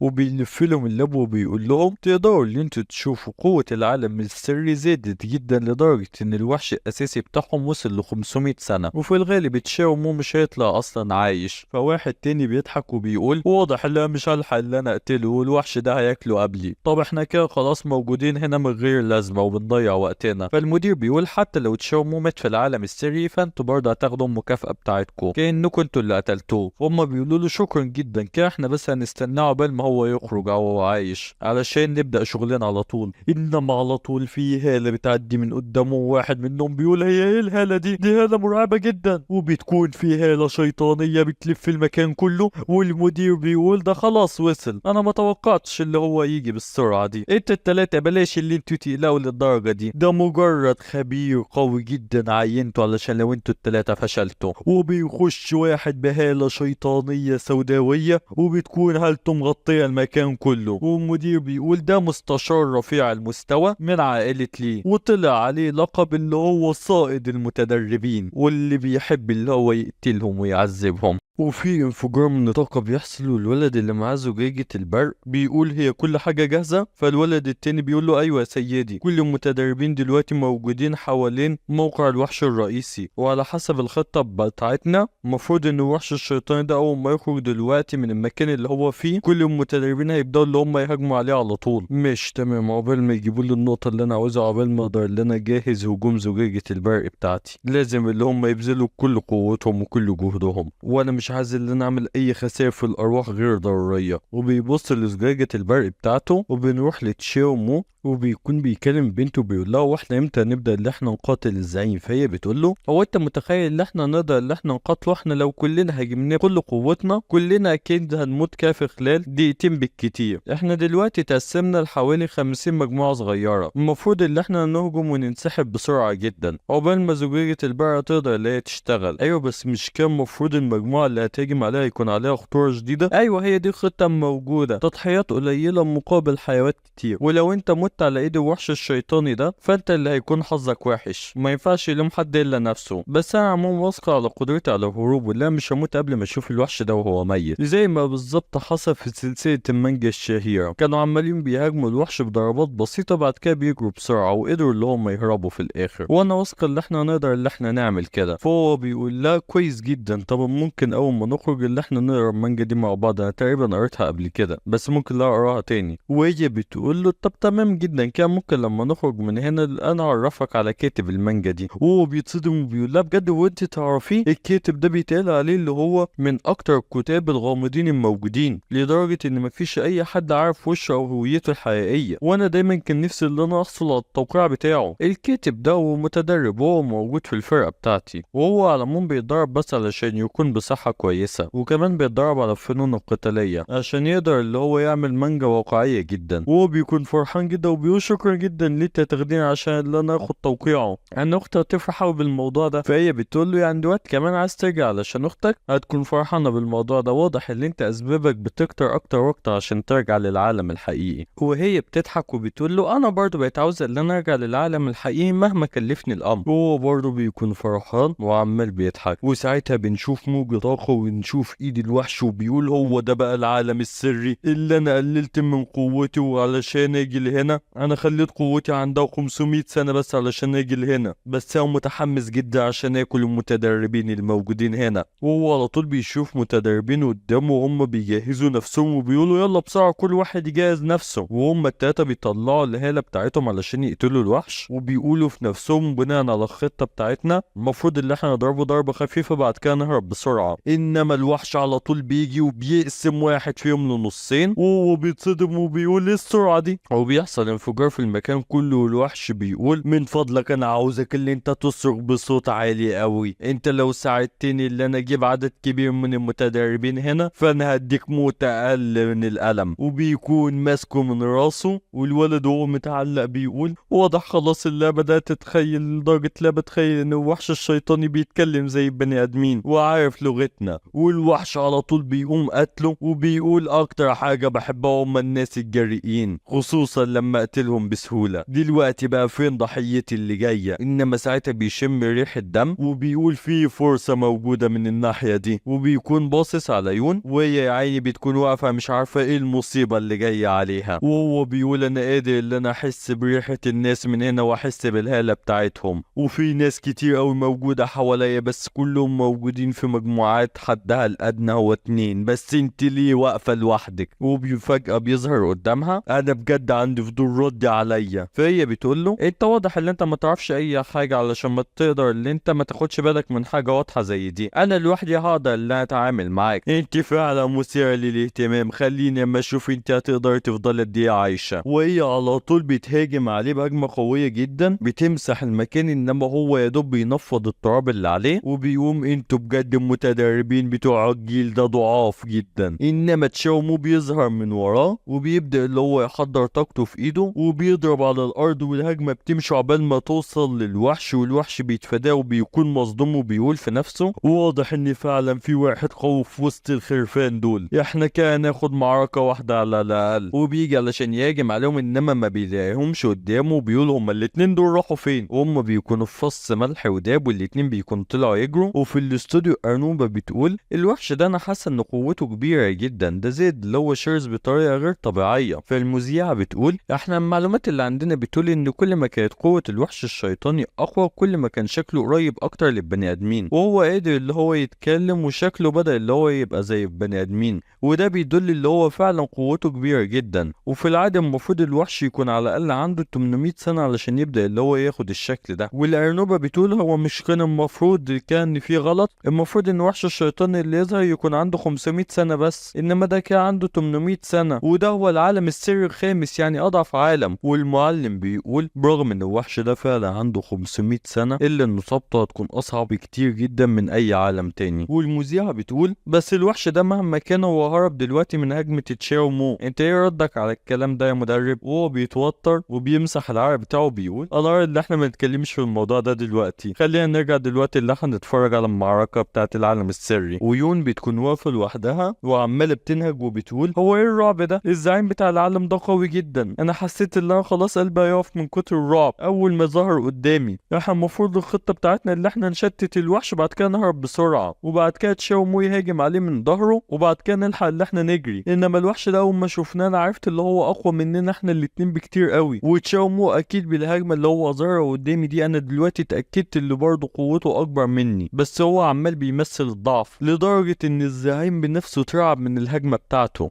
انما لحظة واحدة الزعيم ده ما جريش ورانا، هو ده معناه اللي هو كان خايف مننا ولا ايه؟ دي هتكون مشكلة لو هو بعد عن المنطقة دي، احنا محتاجين اللي احنا نفضل مخلينه في المنطقة دي علشان زجاجة البرق تشتغل. انما المشكلة ان الزعيم اصلا بيكون في ظهرها، والزعيم بيقول انا اصلا كان هدفي المفروض اللي هو يكون صاحبك، انما انا ما قدرتش ان انا اتعقبه خالص لاني مش قادر ان انا اشم الهالة بتاعته، بس قدرت ان انا اشم الهالة بتاعتك انتي، فاكيد لما اقتلك هو هيظهر. وهي بتكون مرعوبة وبتقول هو اللي بيحصل انا مش قادر ان انا احرك اي حتة من جسمي، انا كده خلاص ميتة. وهو على طول بيهاجم عليها، انما تشاومو بيظهر في اللحظة الاخيرة وبيصد الهجمة. والوحش بيقول كويس جدا ايها الانسان اللي انت اظهرت نفسك، يلا اللي احنا نخلص المعركة بتاعتنا. والكومنتات كلها بتقول واضح دلوقتي اللي احنا هنشوف معركة قوية جدا. وواحد تاني بيقول بس انا مش حاسس ان المعركة دي هتكون متكافئة علشان الوحش ده المفروض اللي هو قوي قوي. وواحد تاني بيقول احنا احسن حاجة نعملها اللي احنا نستنى ونشوف زجاجة البرق هتعمل ايه. وساعتها بيحصل انفجار كبير في المكان، وفي ناس بتقول هو ايه اللي بيحصل ده، في ناس عمالة اللي هي بتقاتل الزعيم وقادرة اللي هي تتكافئ معاه وما تموتش بسرعة. دي فعلا كده فرصة عظيمة. فاللي جنبه بيترعب وبيقول فرصة وانت مجنون ولا ايه؟ انت اكيد مش عايز اللي انت تقتل الزعيم النهائي بنفسك. فالولد بيبتسم بابتسامة خبيثة وبيقول هو انت متوقع ايه؟ انت مش عارف ان مكافأة قتل الزعيم فيها حد واحد بس اللي هياخدها؟ فالولد بيقول له هي فعلا مخاطرة تكون كبيرة جدا، لما كسب هتكون عظيمة، بس احنا نقسم المكافأة ما بيننا احنا الاتنين، وانت اوعى اللي انت ترجع في كلامك. هو بيقول له احنا اشتغلنا مع بعض مرات كتيرة جدا، انت كل ده لسه مش واثق فيا؟ وعلى العموم في حد دلوقتي هو اللي عمال بيقاتل في الوحش الشيطان ده، فاحنا مش هيكون علينا خطر كبير. وبنرجع للوحش وبيكون عمال بيهاجم على تشاومو، انما هو بيتفادى الهجمة. وتشاومو بيبص على حاجة، فالوحش بيقول له انت بتبص على ايه؟ وبيضربه على طول في بطنه، بيطيره لاخر المكان، وبيقول له هو انت ليه لسه لحد دلوقتي واقف على رجلك؟ زي ما كنت متوقع، انت قوتك اكبر بكتير من اي حد هنا، انت عندك قوة كبيرة في جسمك بس انت مش عارف ازاي تستخدمها. والكومنتات بتقول هو مين اللي كان بيشجع تشاومو ده؟ دلوقتي عامل بالظبط زي كيس الملاكمة في ايد الوحش ده عمال بيتضرب بس. والوحش بيقول له مش مهم قد ايه هتقدر اللي انت تتصدى لهجماتي، طول ما انت بتاخد الضربات بس فاكيد جسمك الضعيف ده هيتكسر. وتشاومو بيكون عمال هو بيصد بيصد عشرات الضربات في لحظة واحدة، والوحش عمال بيهاجم عليه من غير ما يرحمه. انما فجأة في حبل بيلف حوالين رجله، وفجأة بيلف حوالين جسمه كله، وبتكون يون هي اللي عملت كده وبتربطه بيه، وهو على طول بيصرخ وبيقول هو ايه نوع الحيلة الرخيصة دي؟ انا ليه مش قادر ان انا احرك جسمي؟ والبطل بتاعنا في اللحظة دي بينتهز الفرصة وبيحضر هجمته، وبيهاجم على طول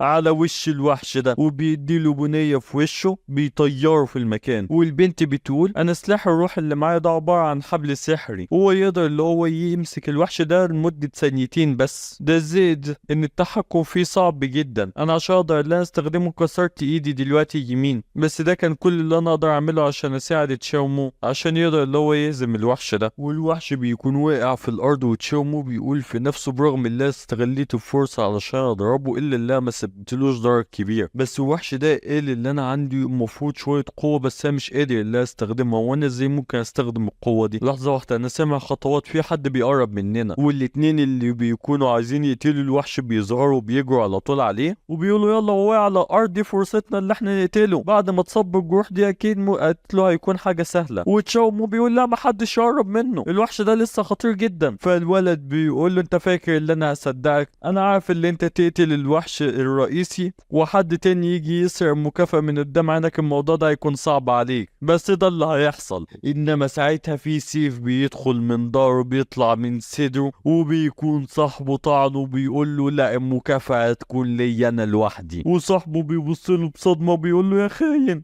هو احنا مش اتفقنا ان احنا هنقسم المكافأة ما بيننا بالنص؟ انا مستحيل انصك فيك، انا حتى لو كنت نفذت كل اوامرك كنت هتقتلني عشان تاخد المكافأة لك لوحدك، وكنت هتعوز اللي انت تخوني، وعشان كده انا كنت عايز اللي انا اخونك الاول. وهم دلوقتي طبقوا مثل، انا هتغدى بيك قبل ما تتعشى بيا، انا دلوقتي اروح واقتل الزعيم النهائي لوحدي. وساعتها الوحش بيقوم وبيقول انتوا كل اللي بتعملوا اللي انتوا بتعطلوني عن المعركة الرئيسية بتاعتي. والوحش بيترعب وبيقول انتوا بتهزروا معايا، انا كنت عارف ان الوحش ده لسه عنده طاقة علشان يقوم تاني، ما كانش زماني جيت دلوقتي. وبيكون في حالة رعب، والولد اللي معاه زجاجة البرق بيكون عمال بيتفرج عليهم من فوق، وبيقول اكيد الوحش ده اقوى بكتير من اللي هو يكون 500 سنة بس. فاللي معاه بيقول له سيدي الشاب مش لازم اللي انت تقلق، زجاجة البرق اللي معاك قوية جدا وتقدر اللي هي تهزم وحش عنده 700 سنة مش 500 بس. فهو بيقول له انا مش عاوز اللي اصدمك، انما الوحش ده تقريبا عنده قوة حوالي 800 سنة بس. اللي فعلا مخليني استغرب هو البني ادم اللي قدر اللي هو يقف قصاد وحش بالقوة دي. ده المفروض علشان يكون بالقوة دي اللي هو يكون على الاقل في العشائر الاربعة الاساسية، ده حتى العشائر الاربعة الاساسية مش بالقوة دي. ده فعلا بيخليني دلوقتي لا احس بالحسد الشديد. فالولد اللي معاه بيقول له فعلا بس مستحيل ان اي بني ادم عادي دلوقتي يتدخل في قتال عنيف جدا زي ده. الولد ده مش طبيعي خالص اللي هو يكون عنده القوة دي، بس ده هيفيدنا عشان نقدر ان احنا نهزم الوحش الرئيسي ونقدر ان احنا نخرج من هنا. ومع ذلك ما اعتقدش اللي هو يقدر يتمسك لفترة طويلة بحياته، الوحش ده قوي جدا. صحيح هو فاضل خلاص الدقيقة على زجاجة البرق اللي معاك دي اللي هي تتفعل. الوحش الشيطان ده لو قتل الولد ده فالموضوع هيكون اصعب اكتر واكتر على زجاجة البرق اللي معاك، وهتكون خسارة كبيرة لينا كلنا. فالولد بيقول له انا عارف كل الكلام ده وانا ببذل كل جهدي علشان اقدر ان انا افعلها باقصى سرعة. معلومة مني انت كذاب وخسيس كمان. نكمل. وبيقول ان المتدرب العبقري ده يموت على ايد الوحش ده هتكون خسارة كبيرة جدا مش بس للعالم السري، للعالم كله. انا لازم ان انا احاول ان انا انقذ الولد ده من ايد الوحش الشيطان ده. وساعتها الوحش بيقول دلوقتي الحاجة الوحيدة اللي بتعرقل القتال بتاعنا هو انتي. وبيجي عند يون، فساعتها تشاو بيقول انت خصمك هنا هو انا، ما تروحش لحد تاني. انت عارف انا دايما كنت بكره السحرة لما كانوا بيستخدموا سحرهم علشان يزودوا قوة قتالية للمحاربين. لازم ان المحاربين يستخدموا قوتهم القتالية بس بسببك يا بشري انا النهارده هعمل استثناء. وساعتها بيفعل مهارة سجن الظل. وتشاو بيقول هو ايه اللي بيحصل وفي ظل كتير بيحوطوا من كل حتة؟ والزيب بيقول هي دي المهارة اللي انا بتقنها واللي اقدر استخدمها براحتي. وبيكون حبس تشاو في سجن كامل من الظل. وبيقول لما بص لقوتك فانت في الغالب هتحتاج لحوالي 20 ثانية علشان تقدر اللي انت تخرج من هنا وتحرر نفسك من السجن ده، انما في الوقت ده انا هيكون عندي وقت علشان اللي انا اقتل صاحبتك دي 10 مرات ورا بعض. وعلى طول بيهاجم على يون، لو عايز اللي انت تنقذها فانت لازم اللي انت تتخطى حدودك، يا اما اول ما تخرج هتلاقيها عبارة عن جثة واقعة على الارض. والسجن على طول بيبدأ اللي هو يتشقق، وبيقول هو انت بتتجرأ ليه تستخدم الحيلة الرخيصة دي؟ والوحش بيضحك وبيقول انت معاك حق، انا اكيد اصلا مش هستناك عقبال ما تخرج، انا هقتلها حالا. انما تشاومو بيجهز كل قوته وبيقول انت خلاص فقدت اي امل ليك علشان تقدر اللي انت تخرج من هنا وانت عايش. وعلى طول بيبدأ اللي هو يدمر السجن، وبيقول مستحيل، انت ازاي قدرت اللي انت تخترق بقوتك بالسرعة دي؟ فتشاو بيقول له المفروض فعلا ان انا اشكرك، لولا سجن الظل بتاعك ده ما كنتش اقدر ان انا اعرف الطريقة الصحيحة لاستخدام القوة اللي عندي. فالوحش بيبص له وبيقول له انت بجد بتعرف ازاي تفاجئني، وكمكافأة ليك فانا هسيب صاحبتك دي عايشة. وساعتها بيرمي يون على الارض، وتشاو على طول بيروح عليها وبيقول لها يون اصحي، هو انت قادرة ان انت تسمعيني؟ وهي بتكون قاعدة وساكتة، والوحش بيجي وبيقول له اهدى شوية، هي بس مغمى عليها، بس هي لسه عايشة، وبالطريقة دي انت مش هتقدر دلوقتي اللي انت تهرب مني. وساعتها تشاو بيلف بعصبية وبيقول انا مش همشي من هنا الا وانت جثة هامدة، وساعتها اكون هزمتك. والوحش بيقول له بلاش اللي انت تكون مغرور، انت كنت محظوظ بس عشان قدرت اللي انت تخرج من السجن بتاعي، انما ده هو وقت موتك، وتعالى لي بقى. وساعتها بيهاجم عليه بهجمة قوية، انما تشاو بحركة واحدة من ايده بيخفيها، وبيقول له هي دي تاني اضعف مهاراتك ولا ايه؟ طب انت عندك اي حاجة احسن من كده؟ والوحش بيبدأ اللي هو يتوتر ويقول مستوى قوتك واضح اللي هو اكبر مما توقعته، اللي انا قللت من شأنك، انا مش هينفع اللي استخدم مهارة ضعيفة زي دي تاني علشانك، انا لازم دلوقتي اللي انا اكل لحمك ودمك واسيب جمجمتك كطفاية عندي. انما ما بيكملش الجملة دي علشان تشاو بيكون وصل عنده وبيقول له كفاية يا كلب، انت اتكلمت كتير. والوحش بيترعب وبيقول في نفسه مش ممكن الانسان ده قرب مني بسرعة كبيرة جدا من غير ما احسه، ده مستحيل يكون بشري عادي. وعلى طول بيهاجم عليه وبيخليه يصرخ من الألم وبيطيره من قدامه، وبيقول له انت قلت لي ان انت مش هتستخدم اي مهارات وانت بتقاتل معايا، بس انت دلوقتي استخدمت مهارة ظل علشان تختفي من قدامي وتنتقل لحتة تانية. فهو بيقول له ايها البشري، لا اكيد انت مش بشري، وبيبدأ اللي هو يظهر من تاني، استحالة اللي انت تكون بشري وتخلي جسمي بالحالة دي، انت اكيد وحش شيطاني اكتر من انا دلوقتي هعلمك الادب، علشان انزل للعالم ده اضطريت اللي انا انزل من قوتي كتير جدا واخلي قوتي كوحش شيطاني عنده 500 سنة، انما بسبب هجمتك دلوقتي فانا فتحت حدود قوتي، فقبل ما تموت دلوقتي احسن لك اللي انت تروح تصلي لك ركعتين، وخلينا نشوف انت تقدر اللي انت تصمد قدام قوتي كاملة قد ايه. وفي العمارة الولد بيقول يا سيدي الشاب انت شايف اللي بيحصل؟ الموضوع بيبقى فعلا غريب جدا، المتدرب ده قادر اللي هو يكون مدي للوحش اللي قصاده وكان خلاص على وشك اللي هو يهزمه. فالولد بيقول دي فعلا صدفة غريبة. ايوه هي فعلا صدفة، بس على عموم تحضير زجاجة البرق خلاص اكتمل، احنا نقدر ان احنا نخلص مهمة العالم السري دلوقتي. وبتكون الزجاجة عمالة بتطلع برق من كل حتة وباين عليها القوة، والولد بيقول ده عظيم جدا، يلا بينا نروح بسرعة ونساعده. لحظة واحدة، هو الوحش الشيطاني ده بيعمل ايه؟ وساعتها بتظهر موجة طاقة عملاقة، والولد بيترعب من منظره، والولد بيقول الوحش الشيطاني ده بقى اقوى بكتير، الطاقة اللي طالعة منه دي الوحش الشيطاني عنده 800 سنة، لا الوحش الشيطاني عنده 900 سنة او ممكن حتى اكتر بكتير. هما ازاي يجيبوا لنا وحش شيطاني بالرتبة دي في اول مهمة لينا؟ هما بيحاولوا ان هما يقتلونا. والولد التاني بيكون في حالة صدمة ومش بيتكلم خالص، واللي جنبه بيقول سيدي الشاب احنا لازم ان احنا نروح لهناك ونساعده، وهو بيكون واقع على الارض وما بيتكلمش، وبيقول واضح ان انا غلطت في تقدير الزجاجة، هي لسه هتحتاج شوية وقت كمان. وكل الكومنتات بتقعد تشتم فيه، وبيقولوا ده تراجع اول ما شاف ان قوة الوحش الشيطاني زادت، وباين عليه اللي هو مرعوب. وبتكون هالة الوحش مغطية المدينة كلها، وهو بيتحول وبقى بيشبه البشر اكتر واكتر، وبيقول دلوقتي ان بقيت قادر لا استخدم حالتي الاصلية. وتشاو بيقول له هو انت غبي؟ انت من شوية كنت عمال بتقلل من شأن البشر، مع ذلك دلوقتي انت اتحولت البشري، بس في الواقع انا حاسس ان انت كنت الطف لما كنت مجرد بوبي صغير. اخرس انا مختلف تماما عن جنسك الغبي، انت وجنسك كلهم عبارة عن اكل ليا، انما الشياطين الاقوياء اللي زي بيقدروا اللي هم يتجسدوا كده. وعلى طول بيهاجم على تشاو مو، وعند الاستوديو مذيعة بتقول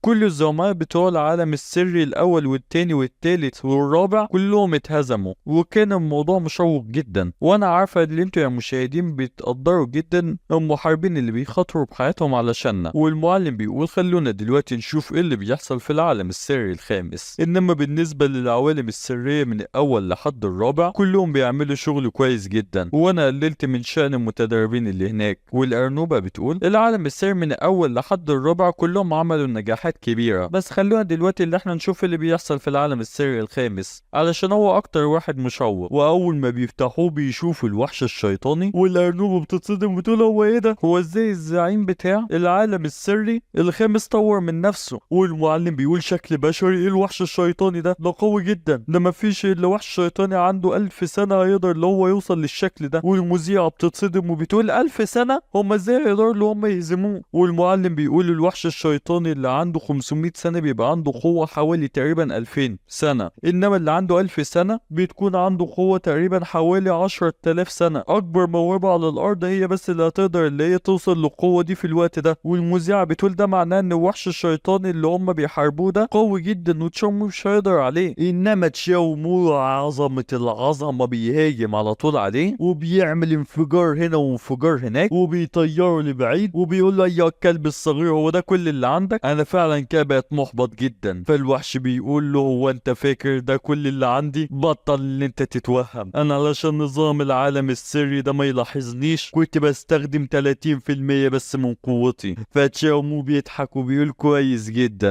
انا كده بدأت اللي ارتاح علشان كنت برضه بستخدم 20% بس من قوتي. ده شكل الدنيا هتولع ما بينهم هما الاتنين. والوحش بيضحك وبيقول طب كويس علشان برضه كنت في الاول خالص بستخدم 10% بس من قوتي. وتشاو بيهاجم عليه وبيقول كفاية حصة الرياضة دي، خلينا اللي احنا نخلص. وبيهاجم عليه وهما الاتنين بيقعدوا اللي هما يهاجموا على بعض في كل حتة بمهارات قوية جدا. والناس بتقعد تقول احنا لما كنا بنتفرج على قتالات العالم السري الاول والتاني والتالت والرابع كنا فاكرين اللي احنا شفنا قتال رائع جدا، انما اللي يشوف قتال تشاومو ده دلوقتي هيعرف اللي احنا ما شفناش اي حاجة. والناس بتقعد تقول لازم دلوقتي بسرعة اللي احنا كلنا نتبرع لتشاومو بالعملات بتاعتنا علشان نقدر اللي احنا نساعده اللي هو يهزم الوحش ده. وبنرجع للعالم الحقيقي وفي الشركة واحد من القتلة بيقول انا كل اللي عملته اللي بس كتبت كومنت وقلت بلاش اللي احنا ندي تشاومو دلوقتي العملات بتاعتنا، ومن ساعتها وكل الناس عمالة اللي هي بتشتمني وبتتعصب عليا. وواحد تاني من القتلة بيقولوا بلاش اللي انت تقعد تتفرج على البث ده وتقعد تقول للناس ما يدوش العملات بتاعتهم لتشاومو. هو انت بتقول الموضوع هيكون كويس جدا لو قدرنا اللي احنا نضعف تشاومو شوية ونخلي الوحش الشيطاني ده هو اللي يقتله علشان الموضوع كده هيوفر علينا كتير اللي احنا ناخد الفلوس من غير شغل ده يكون اسهل لنا. صحيح هو فين صاحبنا التالت؟ هو بقاله في الحمام فترة طويلة. فالولد بيقول هو لسه بعت رسالة من شوية بيقول اللي هو كان لازم يرجع للبيت بسرعة عشان هو افتكر اللي هو نسي يحط اكل لقطته. هو خاف علشان الناس عمالة تقريبا بتدي تشاومو كل العملات بتاعتها، بس هو اول ما يرجع للعالم العادي هيفقد كل القوة دي. الموضوع مش هيسبب لنا اي مشكلة مش كده؟ وبيبدأ اللي هو يتوتر واحدة واحدة وبيروح للمدير وبيقول له انا اسف بس انا افتكرت دلوقتي حالا يعني اللي انا نسيت انضف صندوق الرملة بتاع القطة بتاعتي، فانا محتاج حالا ان انا ارجع البيت وارجع بسرعة جدا. وبتظهر رسالة من النظام وبتقول لقد اكتشفنا ان قوة الوحش الشيطاني النهائي قد تجاوزت المستوى F، والوحش الشيطاني وصل لقوة وحش شيطاني عنده 1000 سنة. ستبدأ عملية التطهير خلال دقيقة واحدة. والوحش بيقول تم العثور عليا بسرعة، انا كنت عايز اخلص الموضوع ده بسرعة قبل ما يتم العثور عليا بس للأسف مش هلحق يا بشري. فتشاو بيقول له انت بتتكلم على ايه؟ هو احنا مش لسه معانا دقيقة كاملة؟ ما تخافش قبل ما تختفي هقدر اللي انا هزمك وانا مش هخلي عندك اي ندم. فهو بيضحك وبيقول واضح اللي انت فعلا بتحب القتال يا بشري، خلينا نحارب بكل قوة قبل ما الوقت يخلص. وبتظهر الرسالة بتقول الوقت المتبقي 50 ثانية. وهما الاتنين بيهاجموا على بعض. وفي الشركة المدير بيكون امن على المكتب وبيقول القتلة التلاتة اللي انا وظفتهم هربوا بسرعة في الثانية الاخيرة، انت واثق اللي انت هتقدر تتعامل مع تشاومو؟ وساعتها بنشوف القاتل اللي هو جابه وبيقول فيه ايه وانت خايف ولا ايه؟ كل المتدربين الموجودين حاليا عندهم نقص خبرة في القتال وكل اللي بيقدروا اللي هم يعملوا اللي هم يستفيدوا من قوتهم ويتنمروا على اضعف منهم. مش دي القصة، انا كده ما كانش عندي امل كبير عليهم، بس تشاومو عمال اللي هو بيكسر كل التوقعات. ايه رايك اللي اتصل باي شركة وابعت لك اي مساعدة انت عايزها لو الموضوع يكون صعب عليك؟ هو بيبص له بيقول له هو انت بتقول ان انا قوتي مش هتكون كفايه، احسن لك اللي انت تثق شويه في قوتي. انا بالقوه اللي عندي دي هقدر اللي انا اهزمه بايد ورجل واحده، وهحسم النتيجه ناحيتي اكيد. وبنرجع للعالم السري، وبيكون فاضل 20 ثانيه والقتال بيكون مولع ما بينهم هما الاتنين. 10 ثواني وتشاو بيكون مقطع نفسه هجومات عليه. فاضل 5 ثواني وتشاو بيجهز هجمته الاخيره. فاضل ثانيه واحده وبيهاجم عليه باقوى هجمه عنده، وبتظهر ساعتها اشعار للعالم السري: تم هزيمه الوحش الشيطاني للعالم السري الخامس. ولان الوحش الشيطاني كان اعلى من التصنيف F، ستتم مكافأة تشاومو ب1,000,000 عملة. والوحش الشيطاني بيكون واقع على الارض مهزوم. وكل الكومنتات بتقول واضح ان الوحش الشيطاني ده، احنا كلنا كنا حاسين بالظلم للعالم السري الخامس بسبب ان الوحش ده كان قوي عليهم قوي، انما دلوقتي احنا حاسين بالظلم على الوحش لان تشاومو هو اللي داخل بالمهمة دي بالغلط، لانه هو اللي قوي جدا. وكل الناس بتقعد اللي هي تتكلم عليه، وتشاو بيشوف اللوحة اللي هو يقدر اللي هو يشوفها، وبيشوف إشارة من العالم السري: تم تحويل 400,000 عملة من عملات القدرة على حسابك. واحنا دلوقتي اطلقنا ميزة جديدة لعملات القدرة بتاعتك، لجانب اللي انت هتقدر اللي انت تزود من قوتك، ممكن اللي انت تبدأ اللي انت تستبدل العملات دي بحبوب واسلحة من متجر العالم السري. وهو بيقول في نفسه: امال راح فين بقية 1,600,000 عملة الباقيين اللي انا لسه كاسبهم؟ هما تقسموا على كل الموجودين ولا ايه؟ على العموم انا وصلت لقمة اللي انا اقدر ازود قوتي بالعملات بعد ما جبت اول 50 عملة، فانا في الغالب هستخدم بقية العملات دي في متجر العالم السري. ويون ساعتها بتقوم وبتقول: انا فعلا اتصدمت منك جدا يا تشاو، انت قدرت اللي انت تهزم الزعيم ده لوحدك. يون وانت اصلا ازاي قدرت اللي انت تقومي؟ احسن لك اللي انت ترجعي تفردي علشان تعبانه، وانت اصلا مصابه ممكن عظمك يتكسر بحركه بسيطه، احنا لازم ناخدك للمستشفى حالا عشان تتعافي. فهي بتقول له: بعد ما نخلص مهمه العالم السري، العالم السري بيشفيك تلقائي، وكل الاصابات اللي عندك مهما كانت شديده بتتشفي على طول. فانا دلوقتي اتشفيت تماما بجد، ده معنى ان العالم السري ده مفيد فعلا شويه. ايه ده، وانت ما تعرفتش من جروحك؟ فهو بيقول لها الصدمه: لا هو انا اصلا ما اتجرحتش ولا جرح اصلا علشان اتعافى منها. فهي طبعا بتتصدم وبتقول له: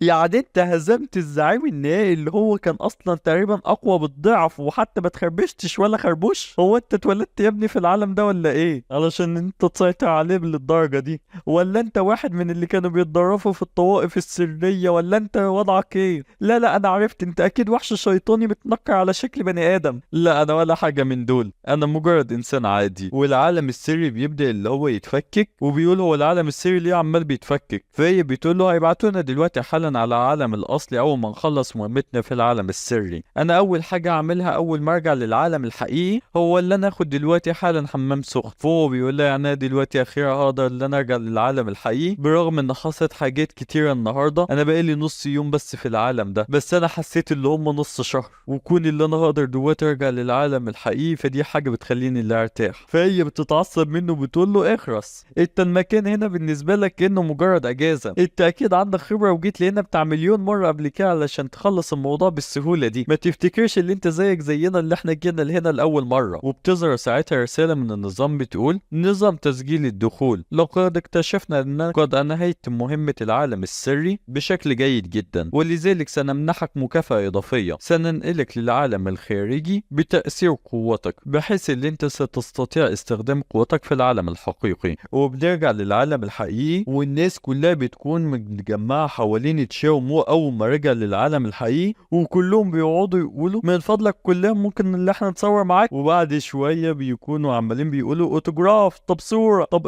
امضي لي على وشي، عقبال ما بيخلصهم كلهم. وهو بيقولوا: ما توقعتش ان الموضوع يكون صعب للدرجه دي. وكلهم بيكونوا فرحانين وبيقولوا: احنا ما توقعناش اللي هو يقدر اللي هو يتصور معانا كلنا. وهو بيقول: انا اخيرا قدرت اللي انا اخلص منهم بعد ما اتصورت معاهم كلهم. ويون بتقول له: بالرغم ان انا ما اعرفش بقيه المنقذين التانيين، الا اللي انا متاكده ان انت شهرتك هتكون اكبر واحد فيهم، عشان كل اللي حصل في العالم السري اللي احنا كنا فيه تم بس على العالم كله. ممكن قريب قوي اللي انت هتبدا اللي انت تعمل شويه اعلانات وتجيب فلوس بقى كتير واموال ومصاري وتبقى غني. فهو بيبدا اللي هو يفكر ويقول: يعني وضع المادي مش هيكون وحش بعد كده ولا ايه؟ ومش هضطر اللي انا افكر في الفلوس من تاني. فهي بتقول له: هو انت وضعك المادي وحش للدرجه دي؟ انا محتاج اللي انا ادفع مصاريف علاج اختي، واصلا مش واثق ان المستشفى تقدر اللي هي تعالجها ولا لا، او مع ذلك المستشفى بتاخد فلوس كتير، فهحتاج كمان تقريبا اللي ادور على مستشفى احسن. فيون بتقول له: طب ليه قلت قلت كده من بدري، انا ممكن اللي انا اساعدك ان انت تلاقي دكتور كويس، وهو اصلا بيعرف الفنون القتاليه كمان، وانا حالتي الماديه كويسه جدا، فمالكش دعوه بالفواتير وممكن نتحاسب بعدين. فهو بيفرح جدا وبيقول لها شكرا جدا ليكي، بس انا مش عاوز اللي اتعبك معايا، انا اكيد هدفع لك كل حاجه في المستقبل، مش لازم اللي انت تكون ممتن لي كده، انت انقذت حياتي على عموم، فدي حاجه بسيطه جدا. خليها دلوقتي نشوف حاله اختك دي. خلينا نتصل على تاكسي، انما ما بتكملهاش، وفي عربيه بتركن قدامهم، وهي بتقول ده انا حتى لسه ما ضغطتش على التاكيد، هو التكنولوجيا اتطورت في النص يوم اللي احنا غبناه ده. فتشاومو بيقول لها في الغالب دي مش تاكسي، ده مشكله، وبينزل منها واحد ببدله وبيقول انا اسف اللي انا بقاطعكم، بس يا تشاومو المدير عاوز اللي هو يشوفك حالا عشان يحل سوء الفهم اللي ما بينكم. فتشاومو بيقول سوء الفهم اللي ما بيننا ده سوء كبير جدا، انتوا حاولتوا اللي انتوا تقتلوني وتشيلوني مصيبه، وعلى العموم حتى لو انتوا اللي ما دورتوش عليا كنت انا اللي هدور عليكم، في حاجات كان لازم اللي احنا نخلصها. والسواق نبرته بتتغير وبيقول انا بتكلم بس بالنيابه عن المدير وماليش اي علاقه بحاجه، وبغض النظر لو الكلام اللي جاي ما عجبكش فمن فضلك ما تتعصبش عليا. قول لي هو قال لك تقول لي ايه؟ وهو بيقول له هو مرعوب المدير قال لي اللي انا اجيبك، ولو ما جبتكش اعرف ان اختك هتكون موجوده. فتشاو بيقول له واضح اللي انتوا بلغتوا فديه انا طيب. يا سيدي تشاو وانا مجرد سواق عادي وماليش علاقه بحاجه، انا عندي كبار سن واطفال ومراتي في البيت وديون لازم اللي انا اسددها قبل ما اموت. وتشاو مو بيمسك نفسه بالعافيه قبل ما يقتله وبيقول واضح ان انا فقدت السيطره على مشاعري شويه، يلا خدني دلوقتي للمدير وخلص مهمتك. وبيتحركوا هما الاتنين على طول على الشركه، والسواق بيقول المدير مستنيكم فوق وانا مش هكمل معاكم من هنا، وانتوا الاتنين تقدروا اللي انتوا تطلعوا لوحدكم، وبعد اذنك ايتها الانسه من فضلك ما تقوليش للمدير اللي انا اللي جبتك معانا لهنا. وهي بتبص له بتقول له واضح ان انت فعلا عايز اللي انت تفضل عايش لفتره كبيره، ما تخافش مش هقول له حاجه، شكرا ليكي جدا، انا عندي دلوقتي 30 سنه ولو فقدت الشغلانه بتاعتي هيكون صعب اللي انا ليا واحده تانية. وهي بتقول له خلاص احنا هنمشي دلوقتي ونطلع، بس المكان ده مش هيكون مكان امن بعد شويه، خلاص تمام انا همشي دلوقتي. وتشاو مو بيقول لها انا ممكن لا اتعامل في الموضوع ده لوحدي، فممكن ليتي تستنيني هنا لو انت عايزه. ويون بتقول له انت بتقول ايه؟ انا مش واحده من الناس اللي بيقفوا بعيد لما واحد من اصحابي بيكون في مشكله، واكيد المدير ده بعد ما شاف ادائك في العالم السري هيكون عامل حسابه اكيد في عده فخوخ هيكون مجهزها لك هنا، وعلى العموم قوه العملات اللي انت اخدتها مش هتنتقل معاك للعالم ده، علشان كده الموضوع يكون خطير حتى عليك انت بعد ما فقدت كل قوه العملات بتاعتك. وبخصوص الموضوع ده صحيح، واحنا في العربيه انا اتصلت بشويه من اصحابي من المتدربين القتاليين وهم عايشين قريب من هنا، وهم دلوقتي في السكه، وبالطريقه دي مفيش اي حاجه وحشه هتحصل لنا. والقاتل بيقول للمدير انا ليه حاسس ان انت خايف شويه؟ لا ولا حاجه، انا بس حياتي دلوقتي على المحك ومش عايزني حتى اللي انا اقلق. فالقاتل بيقول له في فيلسوف قال قبل كده المنتصرين دايما بيلاقوا الطريقه للانتصار قبل ما يدخلوا المعركه، ده معناه ان نتيجه المعركه دايما بتتحدد قبل ما الحرب نفسها تبدا. يعني انت شايف اللي انت في طريقك للفوز، انا فعلا معجب بثقتك بنفسك، بس واحد عادي زي مش هيقدر اللي هو يتدخل في المعركه بتاعتكم ولا هقدر اللي انا اساعدك. فالقاتل بيقول الموضوع مش كان انت فعلا خلاص قدمت لي مساعده كفايه، المتدربين ممكن اللي هم يبانوا اللي هم كبار واقوياء بس هم دايما عندهم جانب ضعيف، وعشان الواحد يستخدم التشي بتاعه الموضوع ده معتمد على قوته العقليه، انما المتدربين لو اتوتروا او حتى كانوا قلقانين فمش هيقدروا اللي هم يستخدموا كل قوتهم العقليه، فمش هيكونوا في كامل قوتهم. انما اللي مفيش اي حاجه بتاثر فيهم من المحيط بتاعهم ما بيتوتروش هم دول فعلا المزعجين، ودول عددهم قليل قوي. ومش انت قلت لي من شويه اللي انت خطفت اخت تشاومو واللي هي مهمه جدا بالنسبه له، وساعتها بنشوف اخت تشاومو وهي على كرسي متحرك والحارس ده هو اللي بيكون خطفها. الموضوع ده هيكون اكتر من كافي بكتير عشان نقدر اللي احنا نخليه اللي هو يتشتت مهما كان موهوب، ومش هيقدر اللي هو يستخدم 100% من قوته. وهيكون احسن كمان اللي انت تخلي كل الموظفين بتوعك موجودين هنا، فهو بكاي يضطر اللي هو يقلق على سلامه الناس الموجودين. والمدير بيقول هو احنا لازم اللي احنا نوصل للحد ده، في حوالي 150 موظف هنا، انت ما عندكش شويه شفقه عليهم؟ ولو ماتوا فالموضوع ده هيكلف مبالغ كبيره جدا على شركتي وهتضطر تقريبا اللي هي تقفل. فهو بيقول له دي اعداد بتاعتي لما اواجه واحد من الاقوياء، لازم اللي انا افكر في اي طريقه تخليني اللي انا اكسب مهما كان تمن،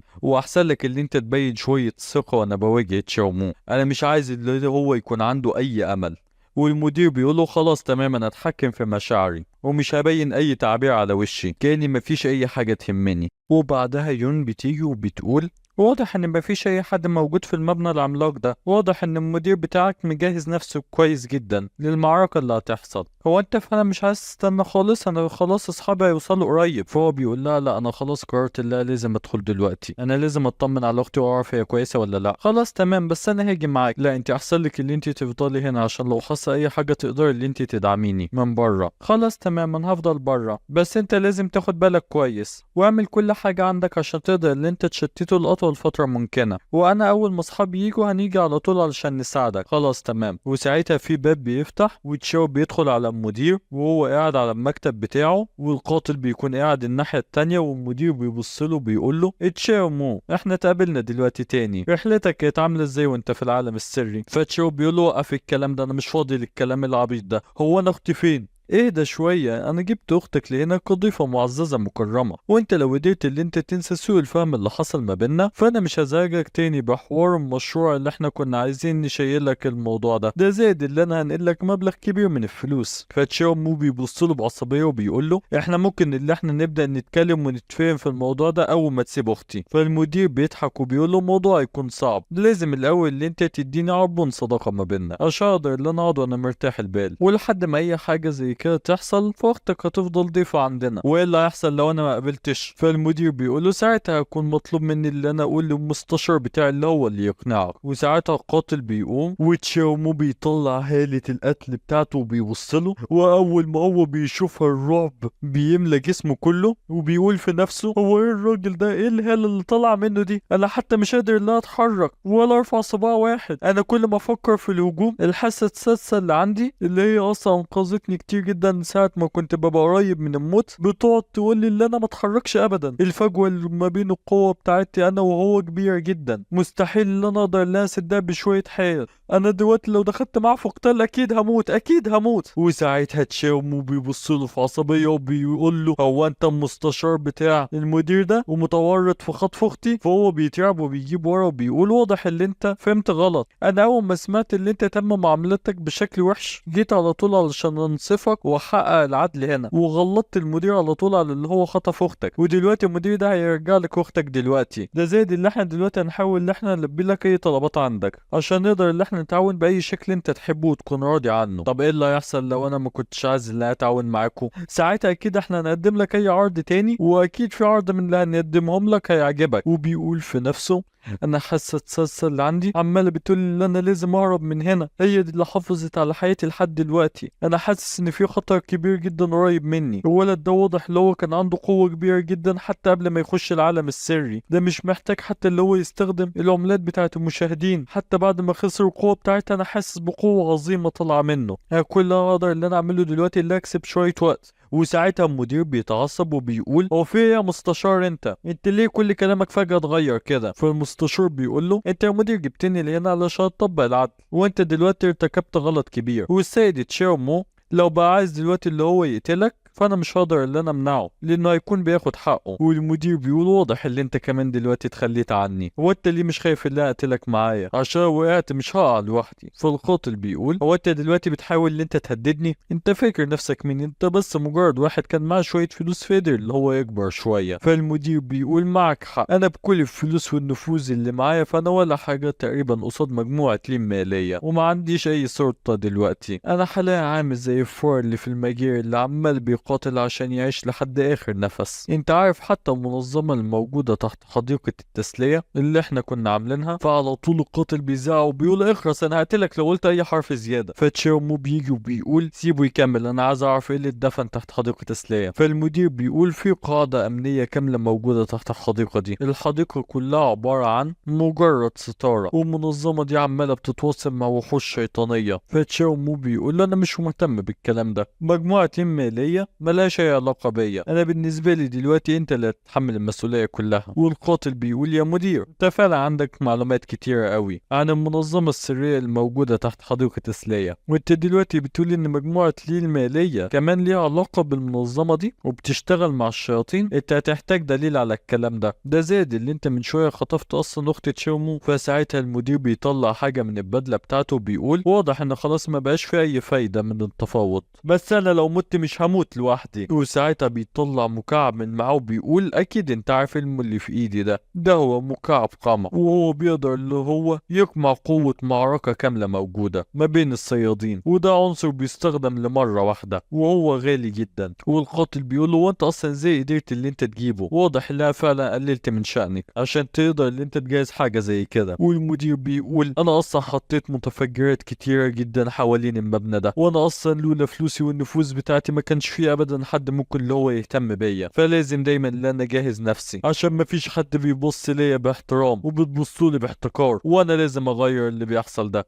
انا كل اللي محتاجه دلوقتي هو اللي انا اضغط على المكعب ده علشان كل المتفجرات دي تنفجر. انما ساعتها فيها على طول سكينة بتطلع بتخترق صدره، وبيكون القاتل هو اللي عملها، وبيقرب منه وبيقول له انا اسف يا سيدي، بس عشان امنع اي خسائر تحصل في حديقة التسلية كان لازم اللي احنا نوقفك دلوقتي، والطريقة الوحيدة اللي احنا نقتلك. وانت دلوقتي قلت لي ان في منظمة كاملة موجودة تحت حديقة التسلية، المعلومة دي هتفيدني وخلاص كل حاجة هتخلص دلوقتي بالنسبة لك. فساعتها المدير بيضحك وبيقول له يا غبي، جهاز التفجير ده موجود في قلبي. والقاتل بيكون في حالة صدمة وبيقول في نفسه خلاص الوقت اتأخر جدا بالنسبة لي عشان اقدر ان انا اهرب. وفي لحظة واحدة المكان كله بيبدأ اللي هو ينفجر ويطلع نار من كل حتة. والقاتل وهو مغمى عليه بيقول غريب، انا حاسس لا ما اتصبتش، مع ان المفروض ان انا القوة بتاعتي اتحجبت بسبب الصندوق اللي كان مع المدير، واللي انا اتصبت باصابات خطيرة. وبيبدأ اللي هو يفتح عينه وبيقول في نفسه مستحيل ان انا اكون قدرت ان انا اهرب لوحدي من غير مساعده، انما بيكون الواقع ان تشيرمو اصلا شايله الى هوبا وماشي بيه، وهو بيقول في نفسه هو ليه اصلا دلوقتي انقذني وشايلني وعمال بيخرجني؟ بس لحظه، هو اصلا ازاي قدر اللي هو يخرج من هناك وكمان وهو شايلني؟ بس دي هي فرصه مثاليه علشان اقدر ان انا اقتله وهو دلوقتي في اضعف حالاته، عشان هو مش مديني اي اخوانه وهو فاقد كل الحذر بتاعه.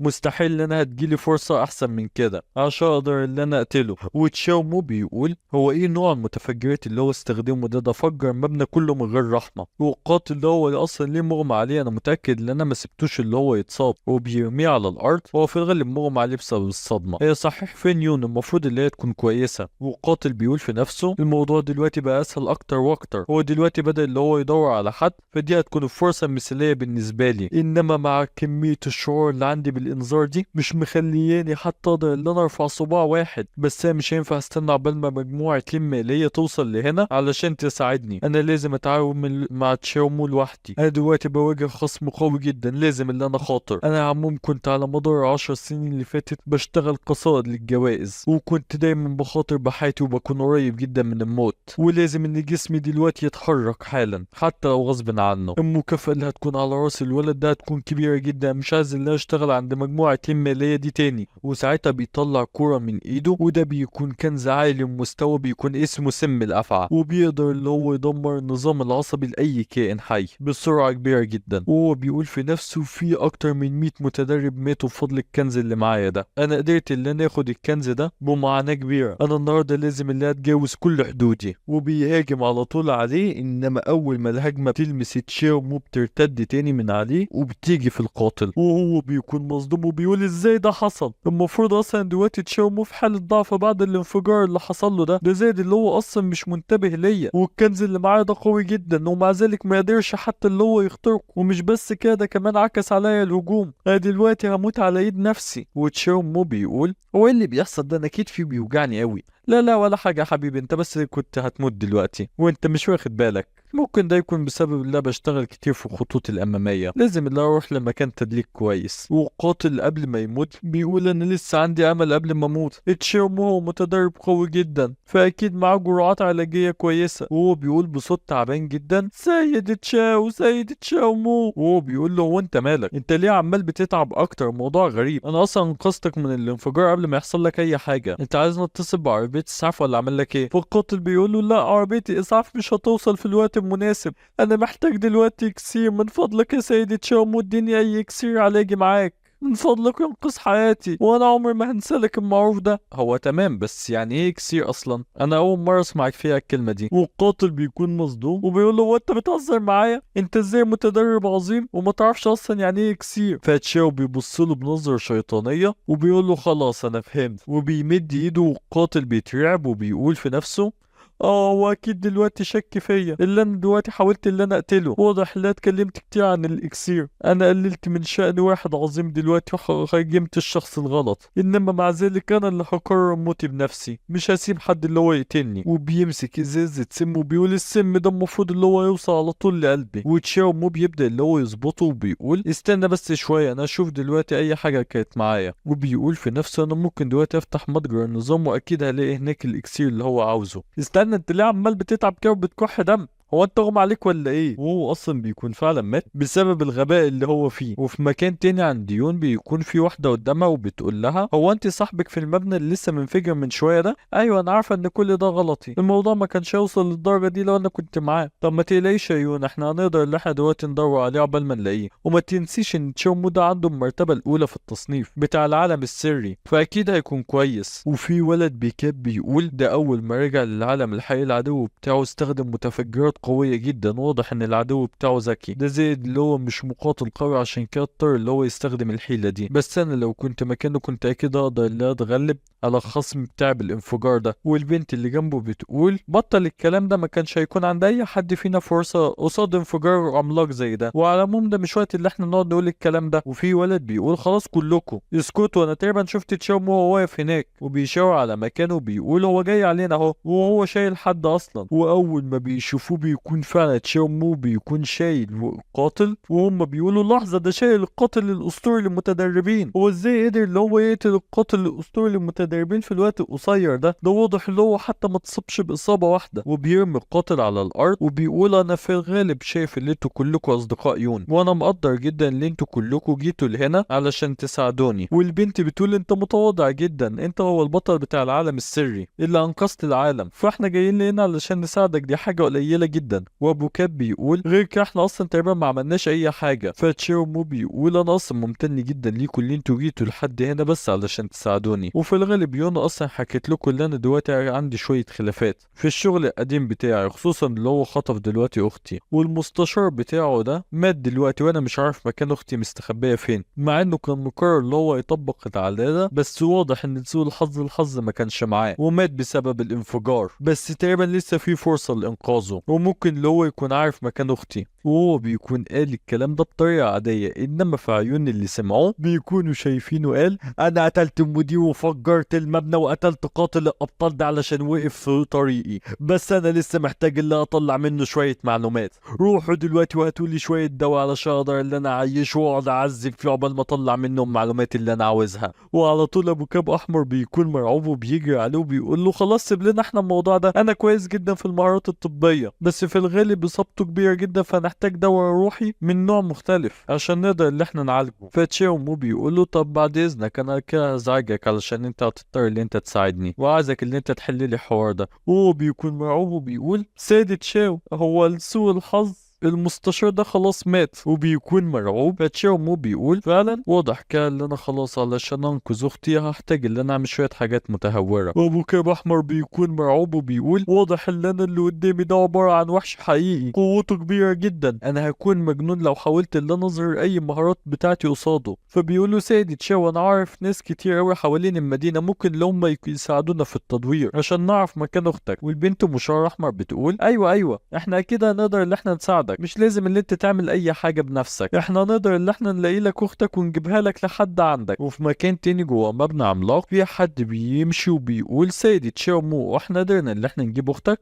بامان لحد هنا، وقبضنا على الحارس بتاع المدير اللي خطف اختك، وبيكون البوليس ماسكه. ولو احتجت اي حاجه تانية في المستقبل فاوعى اللي انت تتردد اللي انت تتصل بمجموعه لين ماليه. وبيكون في راجل بيقول مجموعه لين ماليه استخدموا تقريبا نص الرجاله اللي في المدينه علشان يدوروا على اخت تشاومو، انما مع ذلك القوه اللي عند الطوائف الاربعه الاساسيه مرعبه جدا، دي تقريبا بتتعادل مع قوه مجموعه لين ماليه. صائدي الجواز كلهم دلوقتي بيتعاملوا بحذر شديد جدا مع تشاومو مع الاربعه الطوائف الاساسيه. ودلوقتي مجموعه لين ماليه عماله بتعمل اي حاجه علشان تحاول هي تكسب رضا تشاومو، وهما الاتنين بيركبوا الاسانسير مع بعض. وتشاو بيقول ليون واضح ان انت صحابك طيبين جدا زيك، انا قدرت ان انا الاقي اختي بسرعه، وكل ده بفضلك وبفضل اصحابك. بس هم مشوا بسرعه، انا كنت عايز اعزمهم على الغدا، انا ما توقعتش ان هم يمشوا بالسرعه دي. فيقوم بتبص له وبتقول له تعزمهم على الغدا، هم في الغالب اصلا مرعوبين منك، انت قلت لهم جمله زي دي هيفتكروا اللي انت عاوز اللي انت تاكلهم، وهو ما بيكونش فاهم هي تقصد ايه. وهي بتقول له خلاص ما تهتمش بالموضوع ده، روح دلوقتي واطمن على اختك، انا حاسه ان في حاجه غلط موجوده، وانت كمان حاسه بالموضوع ده. انا كنت حاسس ان الموضوع ده انا بس اللي حاسس بيه، انا حاسه ان في وحش شيطاني موجود جوه اختك، في هاله شيطانيه موجوده حواليها، بالرغم ان الهاله دي ضعيفه الا اللي متاكده منها، دي زي هاله وحش شيطاني من اللي احنا قابلناهم في العالم السري. الموضوع غريب ان اختي اغمى عليها فجاه من كذا شهر، واضح ان الموضوع ما كانش مجرد مرض عادي، واضح ان العالم السري ليه علاقه بالموضوع ده، وان الموضوع بدأ من بدري شويه. العالم السري عمال بيلعب معايا وبيهاجمنا دلوقتي، وبيروحوا هما الاتنين لبيت كبير، وتشاومو واخته الاتنين بيكونوا فيه. وتشاو بيقول ليون هو انت متاكده ان عادي ان انا افضل في بيتك؟ انا واختي عندنا مشاكل كتيره. فهي بتقول له لا مش مشكله، انت تقدر ان انت تقعد براحتك. على العموم في احتماليه ضعيفه جدا ان مجموعه لين ماليه تكون متورطه مع العالم السري عشان تعمل لك اي حاجه وحشه. ده زائد ان خلاص الوحوش الشيطانيه بدات هجوم على العالم الحقيقي، فانا هحتاجك جنبي علشان تقدر ان انت تحميني، واكيد الوحوش الشيطانيه هي السبب في الغيبوبه اللي اختك فيها، فلازم ان انت تطمن على اختك علشان تقدر ان انت تركز وتتعامل مع الوحوش الشيطانيه. فتشيومو بيقول ممكن برضو ان الطوائف الاربعه الاساسيه يكون ليهم علاقه بالموضوع ده. ده زائد ان العالم السري واضح اللي هو غلط، علشان بعد ما قال اللي هو يديني 200,000 عمله، انا ما وصليش الا 40,000 عمله، وانا مش عارف الموضوع ده ايه السبب فيه. انما ممكن نقول ان المتدربين من الطوائف الاربعه الاساسيه ممكن يكونوا بيتعاونوا مع الوحوش الشيطانيه. فيوم بتقول له لا لا استنى اهدى شويه، لو في اي على العموم واحد من الطوائف الاربعه الاساسيه يتعاون مع العوالم الشيطانيه، فالمفروض ان الكوكب بتاعنا يكون خلاص اختفى من زمان. ممكن يكون الموضوع ده كله عباره عن بس شويه تكهنات في العالم السري، او بالكتير قوي يكون في شويه متدربين عملوا اتفاقيه مع العالم السري. انما فجاه بتستوعب الكارثه اللي هي قالتها، وبتقول لا دي فعلا كارثه كبيره. وهو بيقول لا واضح ان انت خلاص دلوقتي فهمت اللي حصل، انا لازم ادور على مكان تاني دلوقتي اقعد فيه. وهي بتصوت وتقول له لا لا انا مش قصدي كده، تقدر ان انت تفضل براحتك، على العموم انت المرض بتاع اختك غير طبيعي خالص، وجسم اختك برضه مش طبيعي، لو كان اي حد تاني مكانها كان زمانه اللي هو خسر حياته من زمان بسبب هالة الوحش الشيطاني ده. وعشان تقدر اللي هي ترجع لصحتها من تاني لازم اللي انت تستخدم تقنيات شفائية نادرة جدا، فده هو احسن مكان هتقدر اللي انت تسيبها فيه دلوقتي. فهو على طول بيفتح نافذة العملات بتاعته وبيقول لها طب تمام، بس انا هديك عملات كأنها الايجار اللي انا هدفعهولك.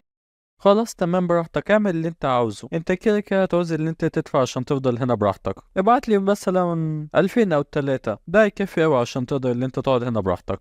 ففجأة بيجي لها رسالة اللي هي استلمت 60,000 عملة من تشاومو، وهي بتتصدم وبتقول 60,000؟ فتشاومو بيقول لها أنا كده كده ما أقدرش إلا أستخدم العملات دي إلا عشان أزود قوتي أكتر، وخلاص وصلت لحد أقصى، وما أقدرش دلوقتي إلا أستخدمها علشان أشتري حاجات من متجر العالم السري، وما بستفدش منها أوي دلوقتي، فبدل ما أخلي العملات دي عندي أنا هديها لك عشان أنتي فعلا محتاجاها. وهي بتكون مصدومة وبتقول له هو انت عارف تمن اللي انت اديتهولي ده يساوي كام؟ انت حتى لو ما قدرتش ان انت تستبدلها بادوات كويسة هتقدر ان انت تلاقي ناس عاوزة العملات دي وتبيعها لك بفلوس كتير. الموضوع ده ما يهمنيش، انا كنت زمان عايز الفلوس بس علشان اقدر ان انا اعالج اختي، انما دلوقتي بعد ما عرفت ان انت هتقدر ان انت تنقذيها، فايه فايدة ان انا اخلي معايا كل الثروة دي؟ انا ممكن لا اعتبر الموضوع اللي هو استثمار مني من ناحيتك، عشان انت لما تبقي اقوى هتقدر ان انت تحميني انا واختي. فيون بتضحك وبتقول له ده اكيد انا هعمل كده وهحميكوا انتوا الاتنين على قد ما اقدر. وبتقول في نفسها تشاومو دلوقتي هو اقوى بكتير من وحش شيطاني عنده 1000 سنة، انما في المستقبل هتظهر وحوش شيطانية قوية جدا، حتى مجموعة لين مالية مش هتقدر اللي هي تقف قصادهم او تتعامل معاهم، انا لازم اللي اساعده على قد ما اقدر. وهو بيضحك لها وبيقول لها خلاص تمام.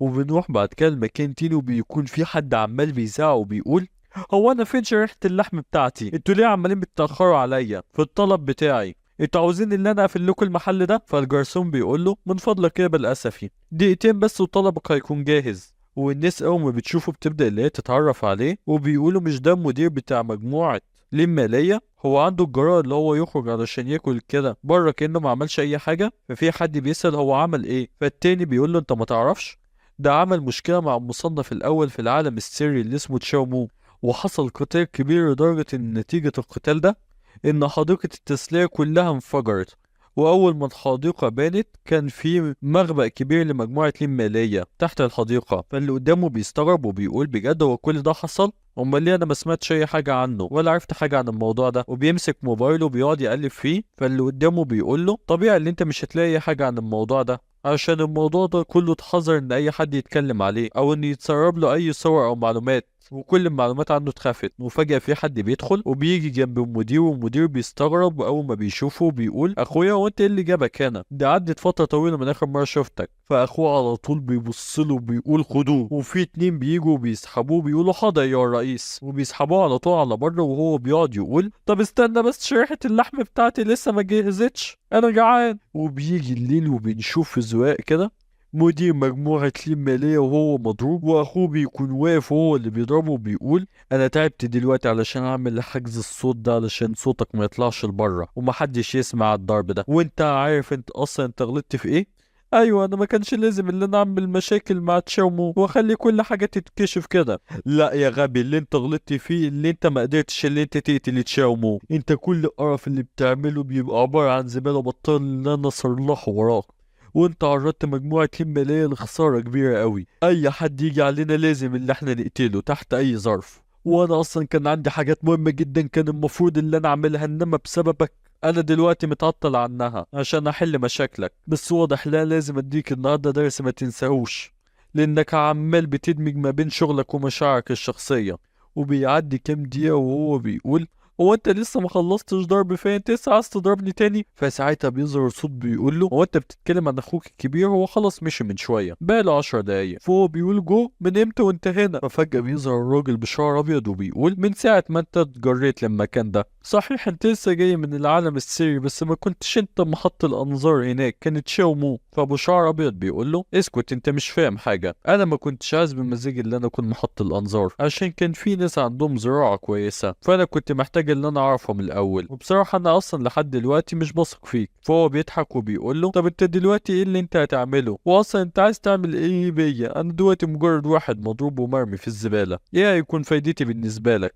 يعني انت مبسوط وانت في وضعك ده؟ انت فاكر ان اي حاجة انت ممكن تشتريها بفلوسك؟ بس الناس اللي في العالم السري عمالين بيموتوا حاليا، وواضح لا لازم برضه اعلمك درس.